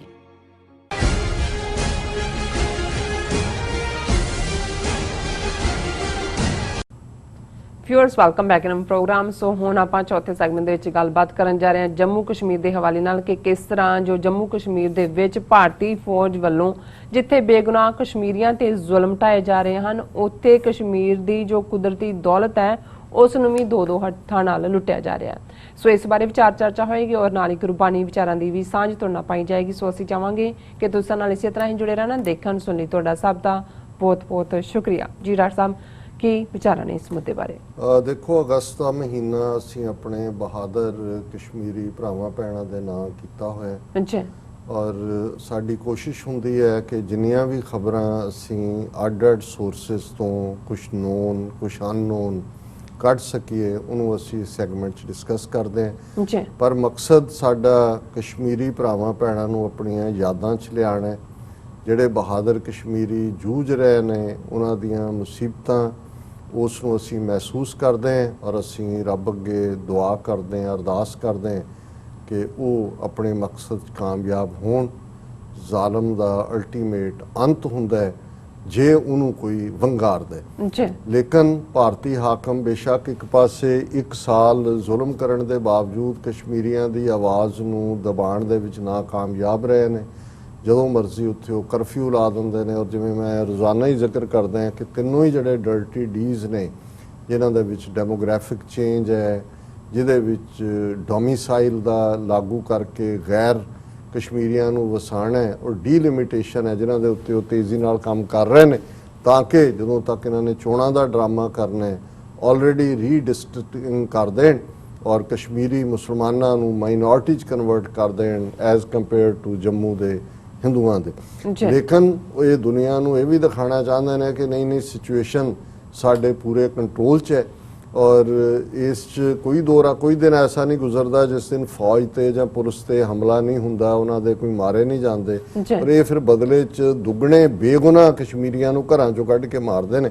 ਔਰ ਇੱਕ ਖਬਰ ਜਿਹੜੀ ਪਲਾਂਟਡ ਹੈ ਉਹ ਇਹ ਹੈ, centre orders immediate withdrawal of 1000 CAPF troops from Jammu and Kashmir ਕਿ ਸੈਂਟਰ ਨੇ 10,000 ਪੈਰਾਮਿਲਟਰੀ ਪਰਸਨਲ ਜਿਹੜੇ union territory Jammu and Kashmir ਦੇ ਵਿੱਚ ਸੀ ਉਹਨਾਂ ਦੀਆਂ ਸੈਂਟਰ ਫੋਰਸਿਸ ਦੇ, ਉਹਨਾਂ ਨੂੰ ਉੱਥੋਂ ਕੱਢ ਲਿਆ। ਹੁਣ ਇਹ CAPF ਜਿਹੜੀ ਹੈ ਸੈਂਟਰਲ ਆਰਮਡ ਪੁਲਿਸ ਫੋਰਸ ਦੀ ਐਬਰੀਵੇਸ਼ਨ ਹੈ ਕਿ ਜੀ ਇੱਕ ਕੰਪਨੀ 'ਚ 1000 ਹੁੰਦੇ ਨੇ, 10 ਕੰਪਨੀਆਂ ਨੇ ਔਰ ਉੱਥੇ ਕਿਉਂਕਿ ਹੁਣ ਹਾਲਾਤ ਨਾਰਮਲ ਹੋ ਗਏ ਨੇ ਔਰ ਅਸੀਂ ਉੱਥੋਂ ਕੱਢ ਰਹੇ ਹਾਂ। ਸੋ ਇਹ ਇੱਕ ਸਮੋਕ ਸਕਰੀਨ ਕ੍ਰੀਏਟ ਕੀਤੀ ਹੈ ਦੱਸਣ ਦੇ ਲਈ ਨਾਰਮਲ, ਪਰ ਗਰਾਊਂਡ ਦੇ ਉੱਤੇ ਕਿਵੇਂ ਉੱਥੇ ਲੁੱਟਿਆ ਜਾ ਰਿਹਾ ਹੈ। ਖਬਰ ਜਿਹੜੀ ਕਿ ਟ੍ਰਿਬਿਊਨ ਨਿਊਜ਼ ਸਰਵਿਸ ਦੀ ਹੈ, ਜੰਮੂ ਐਂਡ ਕਸ਼ਮੀਰ ਐਲੋਕੇਟਸ 6000 ਏਕੜ land bank for establishing 37 new industrial estates. Administration announces number of benefits for manufacturing service sector units. और इस खबर के मुताबिक कि उन्होंने हुकूमत ने जम्मू कश्मीर जो सिद्धि सेंटर कोल है उन्होंने इंडस्ट्री एंड कमर्स डिपार्टमेंट ने जड़ा 6000 एकड़ जी जमीन है वो उन्होंने बिजनेस लोगों को दी है और उन्होंने कहा जी एडमिनिस्ट्रेशन ने फैसला लिया लैफ्टिनेंट गवर्नर मनोज सिन्हा ने और ये यूनियन टैरीटरी की लैंड मेजरिंग नीयरली 10,000 कैनाल ये इंडस्ट्री एंड कमर्स डिपार्टमेंट को 37 नवे इंडस्ट्रीयल यूनिट बनाने के लिए दी गई है और उन्होंने कहा जी this is a part of UT administration effort to create an industry friendly environment where the investors can explore invest grow and brand J&K at the national level.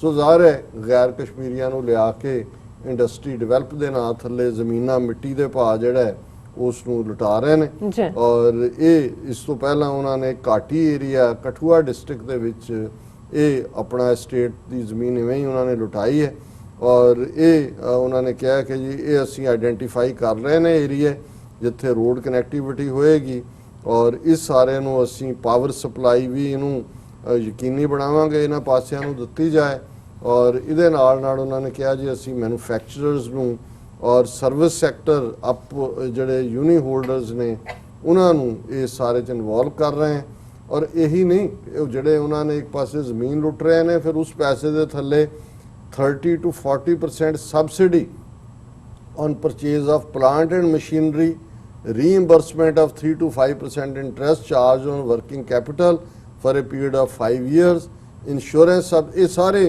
ਜਿਹੜੇ ਹਿੰਦੂ ਇਹਨਾਂ ਦੇ ਇਨਵੈਸਟਰ ਨੇ ਬਾਹਰੋਂ ਲਿਆ ਰਹੇ ਨੇ ਜ਼ਾਹਰ ਹੈ BJP ਦੇ ਗੁਜਰਾਤੀ ਕੋਈ ਸ਼ਾਹ ਕੋਈ ਮੋਦੀ ਕੋਈ ਪਟੇਲ ਔਰ ਇਸ ਸਾਰੇ ਦੇ ਨਾਲ ਲੇਕਿਨ ਦੂਸਰੇ ਪਾਸੇ ਜਿਹੜੇ ਜ਼ੁਲਮ ਨੇ ਉਹ ਬਰਾਬਰ ਚੱਲ ਰਹੇ ਨੇ ਔਰ ਉਹਦੇ ਵਿੱਚ ਜੇ ਕੋਈ ਸਵਾਲ ਕਰਦਾ ਹੈ ਜਿਵੇਂ ਇਹਨਾਂ ਨੇ ਸ਼ੋਪੀਆਂ ਦੇ ਵਿੱਚ ਪਿੱਛੇ ਬੇਗੁਨਾਹ ਮਾਰੇ ਉਹਨਾਂ ਨੇ ਕਿਹਾ ਜੀ court of inquiry into last month Shopian gunfire in progress families of slain trio seek independent probe demand handing over of bodies. हुण यही नहीं भी उन्होंने 3 नौजवान जिहड़े बेचारे मजदूरी करन दे गए मारे उन्होंने मार के कबरां च दफनाण दे नां थल्ले कि जी असीं तां करते वो कहंदे ने सानूं तुसीं उन्हां दी डैड बॉडीज़ तां दिओ तां कि असीं जिहड़ा मजहबी रस्मां उन्हां दियां कर सकीए उस तरीके दे नाल उन्हां नूं जिहड़ा डिसेंट बरीअल दे सकीए और ये उन्होंने तो ये बनाता सी जी पाकिस्तान तो आए 3 जिहड़े लश्करे तायबा दे जिन्होंने मुकाबला किया और असी मार दिते। सो ये बराबर काम चल रहा है, किलिंग्स भी चल रही हैं, ड्रामेबाजी भी चल रही है जी कि असी उत्थों विदड्रॉ कर रहे हैं जिहड़ी सेंट्रल फोर्सिस ने और जम्मू और कठुआ रीजन दे विच तेज़ी नाल जिहड़ी सरकारी लैंड है वो हिंदू इंडस्ट्रीलिस्टां नूं दे के ਔਰ ਪੈਸਾ ਵੀ ਸਟੇਟ ਦਾ ਦਿੱਤਾ ਜਾ ਰਿਹਾ ਕਿ ਜੀ ਤੁਸੀਂ ਇੱਥੇ ਇਨਵੈਸਟ ਕਰੋ।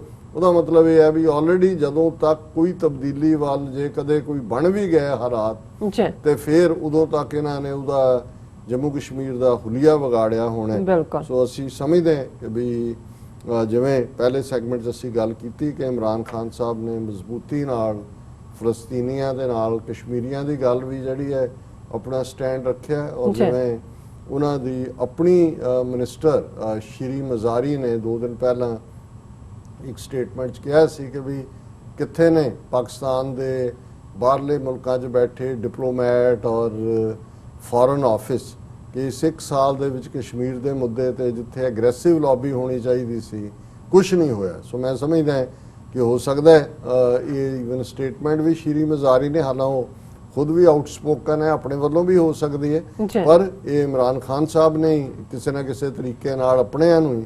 ਪਰ ਹੁਣ ਹਾਲਤ ਇਹ ਹੈ ਵੀ ਜੇ ਫੋਰਨ ਆਫਿਸ ਵੀ ਉੱਥੋਂ ਕਮਾਂਡ ਨਹੀਂ ਮੰਨਦਾ ਜਾਂ ਕਮਾਂਡ ਆਂਦੀ ਵੀ ਹੈ ਤੇ ਉਹ ਕੋਵਿਡ-19 ਦੇ ਬਹਾਨੇ ਨਾਲ ਸੁੱਤੇ ਹੋਏ ਨੇ ਤੇ ਫਿਰ ਘਰ ਬੈਠਿਆਂ ਤਾਂ ਆਜ਼ਾਦੀ ਮਿਲਦੀ ਨਹੀਂ ਹੈ। ਔਰ ਤੁਸੀਂ ਦੇਖੋ ਵੀ ਕਿਵੇਂ ਭਾਰਤੀ ਹਾਕਮ ਆਪਣਾ ਇੱਧਰ ਉੱਧਰ ਝੂਠ ਸਾਜੇ। ਨੇਪਾਲ ਵੀ ਹੱਥੋਂ ਨਿਕਲਿਆ ਤੇ ਨੇਪਾਲ 'ਚ ਵੀ ਉਹਨਾਂ ਨੇ ਐਗਰੈਸਿਵਲੀ ਉਹਨਾਂ ਨੇ ਕਿਹਾ ਜੀ ਅਸੀਂ ਜਿਹੜੇ ਲੈਫਟ ਓਵਰ ਪ੍ਰੋਜੈਕਟ ਨੇ ਉਹ ਮੁਕੰਮਲ ਕਰਾਂਗੇ। ਮਾਲਦੀਵਸ ਦੇ ਵਿੱਚ ਵੀ ਜਾ ਕੇ ਉਹਨਾਂ ਨੇ ਜਿਹੜਾ ਆਪਣਾ ਉਹਨੂੰ ਆਪਣੇ ਪੱਖ 'ਚ ਕਰ ਲਿਆ ਜੋ ਵੀ ਚਾਹੀਦਾ ਸੀ। ਸ੍ਰੀਲੰਕਾ ਦੇ ਨਾਲ ਵੀ ਉਹ ਦੁਬਾਰਾ ਦੇਖ ਰਹੇ ਨੇ ਵੀ ਹੱਥੋਂ ਨਿਕਲ ਨਾ ਜਾਏ। ਬੰਗਲਾਦੇਸ਼ ਇਹ ਹੈ ਕਿ ਵੀ ਇੱਕ ਪਾਸੇ ਹਾਲਾਂਕਿ ਉਹਨਾਂ ਮੁਲਕਾਂ ਨੇ ਪੂਰੀ ਲਾਈਨ ਖਿੱਚ ਦਿੱਤੀ, ਲੇਕਿਨ ਇਹਦੇ ਬਾਵਜੂਦ ਭਾਰਤ ਨੇ ਐਗਰੈਸਿਵ ਡਿਪਲੋਮੇਸੀ ਦੇ ਨਾਲ ਆਪਣੇ ਆਪ ਨੂੰ ਰੀਅਸਰਟ ਕਰ ਰਹੇ ਨੇ। ਪਰ ਪਾਕਿਸਤਾਨੀ ਡਿਪਲੋਮੈਟਸ ਦਾ ਮੈਨੂੰ ਵੀ ਨਜ਼ਰ, ਜੇ ਸ਼੍ਰੀ ਮਜ਼ਾਰੀ ਤਾਂ ਹਕੂਮਤ ਨੂੰ ਰਿਪਰੈਜ਼ੈਂਟ ਕਰਦੀ ਹੈ, ਜੇ ਉਹਨਾਂ ਨੂੰ ਨਜ਼ਰ ਨਹੀਂ ਆਇਆ ਤਾਂ ਫਿਰ ਜ਼ਾਹਰ ਹੈ ਵੀ ਹੋਈ ਕੁਛ ਨਹੀਂ ਰਿਹਾ।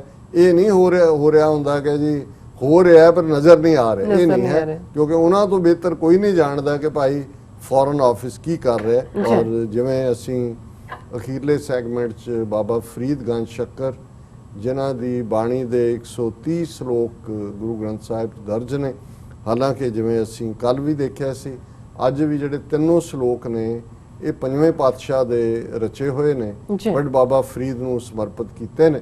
ਔਰ 4 ਪੂਰੇ ਸ਼ਬਦ ਵੀ ਨੇ ਬਾਬਾ ਫਰੀਦ ਜੀ ਦੇ, ਉਹ ਅਸੀਂ ਜਦੋਂ ਸ਼ਲੋਕਾਂ ਦੀ ਸਮਾਪਤੀ ਹੋਏਗੀ ਫਿਰ ਅਸੀਂ 4 ਸ਼ਬਦ ਵੀ ਵਿਚਾਰਾਂਗੇ। ਔਰ ਕਿਉਂਕਿ ਕੱਲ ਵਾਲਾ ਜਿਹੜਾ ਸਬਜੈਕਟ ਹੈ ਇਸ ਰੂਹਾਨੀਅਤ ਦੀ ਸੋਨ ਡਲੀ ਦਾ ਉਹੀ ਲਗਾਤਾਰਤਾ ਨਾਲ ਅੱਗੇ ਚੱਲ ਰਿਹਾ। ਔਰ ਇਹ ਸ਼ਲੋਕ ਹੈ ਮਹੱਲਾ 5ਵਾਂ 109 ਨੰਬਰ। ਫਰੀਦਾ ਦੁੱਖ ਸੁਖ ਇੱਕ ਕਰ, ਦਿਲ ਤੇ ਲਾਹੇ ਵਿਕਾਰ, ਅੱਲਾਹ ਭਾਵੈ ਸੋ ਭਲਾ, ਤਾਂ ਲੱਭੀ ਦਰਬਾਰ। ਕਿਉਂਕਿ ਬਾਬਾ ਫਰੀਦ ਨੇ ਜਿਹੜਾ ਪਹਿਲਾ ਸ਼ਲੋਕ ਕਿਹਾ ਸੀ ਕਿ ਫਰੀਦਾ ਪਿਛਲ ਰਾਤ ਨਾ ਜਾਗਿਓ ਹੈ, ਜੀਵਨ ਦੜਿਆ ਮੋਇਓ ਹੈ, ਜੇ ਤੈ ਰੱਬ ਵਿਸਾਰਿਆ ਤਾਂ ਰੱਬ ਨਾ ਵਿਸਾਰਿਓ ਹੈ। ਕਿ ਭਾਈ ਉੱਠ ਸਵੇਰ ਵੇਲੇ ਅੰਮ੍ਰਿਤ ਵੇਲੇ ਰੱਬ ਨੂੰ ਯਾਦ ਕਰ, ਤੇ ਜੇ ਤੂੰ ਨਕੰਮਾ ਨਹੀਂ ਵੀ ਰੱਬ ਦੇ ਨਾਲ, ਜੋ ਰੱਬ ਨੇ ਤੈਨੂੰ ਨਹੀਂ ਭੁਲਾਇਆ ਹੋਇਆ। ਸੋ ਗੁਰੂ ਅਰਜਨ ਸਾਹਿਬ ਯਾਦ ਦਹਾਨੀ ਕਰਵਾਉਂਦੇ ਨੇ ਕਿ ਫਰੀਦਾ ਦੁੱਖ ਸੁੱਖ ਇੱਕ ਕਰ, ਦਿਲ ਤੇ ਲਾਹੇ ਵਿਕਾਰ। ਕਿ ਹੇ ਫਰੀਦ ਜੀ ਤੁਸੀਂ, ਤੁਹਾਡੀ ਤੜਪ ਹੈ। ਔਰ ਇਹੀ ਅਸੀਂ ਦੇਖੀਏ ਕਿ ਵੀ ਜਦੋਂ ਤੱਕ ਅਸੀਂ ਦੁੱਖ ਤੇ ਸੁੱਖ ਦੇ ਵਿੱਚ ਫਰਕ ਕਰਦੇ ਹਾਂ ਰੱਬ ਦੇ ਨਾਲ ਕੁਰਬਤ ਨਹੀਂ ਹੁੰਦੀ। ਜਦੋਂ ਅਸੀਂ ਇਹ ਸਮਝਦੇ ਹਾਂ ਕਿ ਦੁੱਖ ਵੀ ਉਹਦਾ ਦਿੱਤਾ ਹੈ, ਸੁੱਖ ਵੀ ਉਹਦਾ ਦਿੱਤਾ ਹੈ, ਫਿਰ ਅਸੀਂ ਉਹਦੇ ਹੁਕਮ ਦੇ ਵਿੱਚ ਉਹਦੇ ਭਾਣੇ 'ਚ ਜਿਉਂਦੇ ਹਾਂ।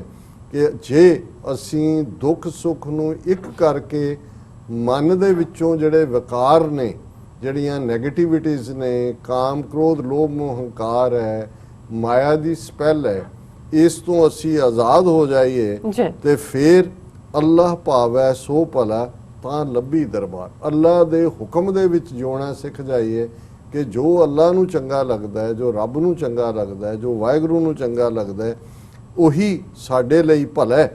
ਤਾਂ ਲੱਭੇ ਫਿਰ ਰੱਬ ਦਾ ਦਰਬਾਰ, ਰੱਬ ਦਾ ਜਿਹੜੇ ਉਸ ਦਰਬਾਰ ਦੇ ਦਰਵਾਜ਼ੇ ਖੁੱਲ ਜਾਂਦੇ ਨੇ। ਉਸ ਤੋਂ ਅਗਲਾ ਸ਼ਲੋਕ ਵੀ ਇਹ ਯਾਦ ਦਹਾਨੀ ਕਰਵਾਉਂਦਾ ਹੈ ਕਿ ਵੀ ਜੇ ਆਪਣੇ ਆਪ ਨੂੰ ਫਕੀਰ ਰੱਬ ਦੇ ਬੰਦੇ ਕਹਿੰਦੇ ਆ, ਫਿਰ ਦੁਨੀਆ ਨਾਲੋਂ ਸਾਡੀ ਜੀਵਨ ਜਾਂਚ ਵੱਖਰੀ ਹੋਣੀ ਚਾਹੀਦੀ ਹੈ। ਦੁਨੀਆ ਤਾਂ ਮਾਇਆ ਦੇ ਵਿੱਚ ਫਸੀ ਹੋਈ ਆ, ਉਹ ਉਵੇਂ ਹੀ ਮਾਇਆ ਦੇ ਵਹਿਣ 'ਚ ਰੁੜੀ ਜਾਂਦੀ ਹੈ। ਗੁਰੂ ਅਰਜਨ ਸਾਹਿਬ ਯਾਦ ਦਹਾਨੀ ਕਰਵਾਉਂਦੇ ਨੇ, ਮਹੱਲਾ ਪੰਜਵਾਂ, ਫਰੀਦਾ ਦੁਨੀ ਵਜਾਈ ਵੱਜਦੀ, ਤੂੰ ਪੀ ਵੱਜੈ ਨਾਲ, ਸੋਈ ਜਿਉ ਨਾ ਵੱਜਦਾ, ਜਿਸ ਅੱਲਾ ਕਰਦਾ ਸਾਰ। ਜੀ ਕਿ ਵੀ ਦੁਨੀਆ ਤਾਂ ਉਸ ਮਾਇਆ ਦੇ ਵਹਿਣ ਦੇ ਵਿੱਚ ਰੁੜੀ ਜਾਂਦੀ ਹੈ, ਤੇ ਜੇ ਅਸੀਂ ਵੀ ਉਹਦੇ ਨਾਲ ਹੀ ਰੁੜਨਾ, ਅਸੀਂ ਰੂਹਾਨੀ ਦੁਨੀਆ ਦੇ ਵਿੱਚ ਤੁਰਨ ਵਾਲਿਆਂ ਨੇ, ਫਿਰ ਸਾਡੇ ਤੇ ਉਹਨਾਂ ਦੇ ਵਿੱਚ ਕੀ ਫਰਕ ਹੋਏਗਾ।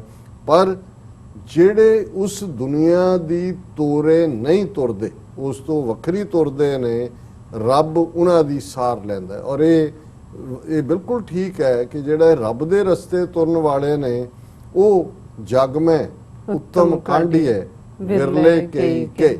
ਉਹ ਜਿਹੜੀ ਉੱਤਮ, ਸਭ ਤੋਂ ਬੈਸਟ, ਅਵਲ ਜਿਹਨੂੰ ਅਸੀਂ ਰੁਤਬਾ ਕਹਿੰਦੇ ਆ, ਜਿਹੜਾ ਉਹ ਰੱਬ ਦੀ ਰਹਿਮਤ ਦੇ ਨਾਲ ਹੀ ਹੁੰਦਾ ਹੈ।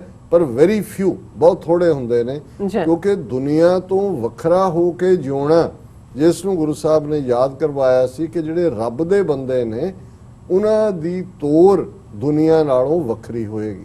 ਇਹ ਨਹੀਂ ਕਿ ਵੀ ਉਹ ਕੋਈ ਡਿਫਰੈਂਟ ਕੈਟ ਵਾਕ ਕਰਨਗੇ, ਉਹਨਾਂ ਦੀ ਤੋਰ ਇਹ ਵੱਖਰੀ ਹੈ। ਭਗਤਾਂ ਕੀ ਚਾਲ ਨਿਰਾਲੀ, ਚਾਲਾਂ ਨਿਰਾਲੀ ਭਗਤਾਂ ਕੇਰੀ, ਬਿਖਮ ਮਾਰਗ ਚੱਲਣ। ਇਹ ਵੱਖਰੀ ਚਾਲ ਇਹ ਹੈ ਕਿ ਉਹਨਾਂ ਨੂੰ ਔਖੇ ਰਸਤੇ ਤੇ ਤੁਰਨਾ ਪੈਂਦਾ ਹੈ, ਮੁਸ਼ਕਲਾਂ ਮੁਸੀਬਤਾਂ, ਬਿਖਮ ਮਾਰਗ ਚੱਲਣਾ।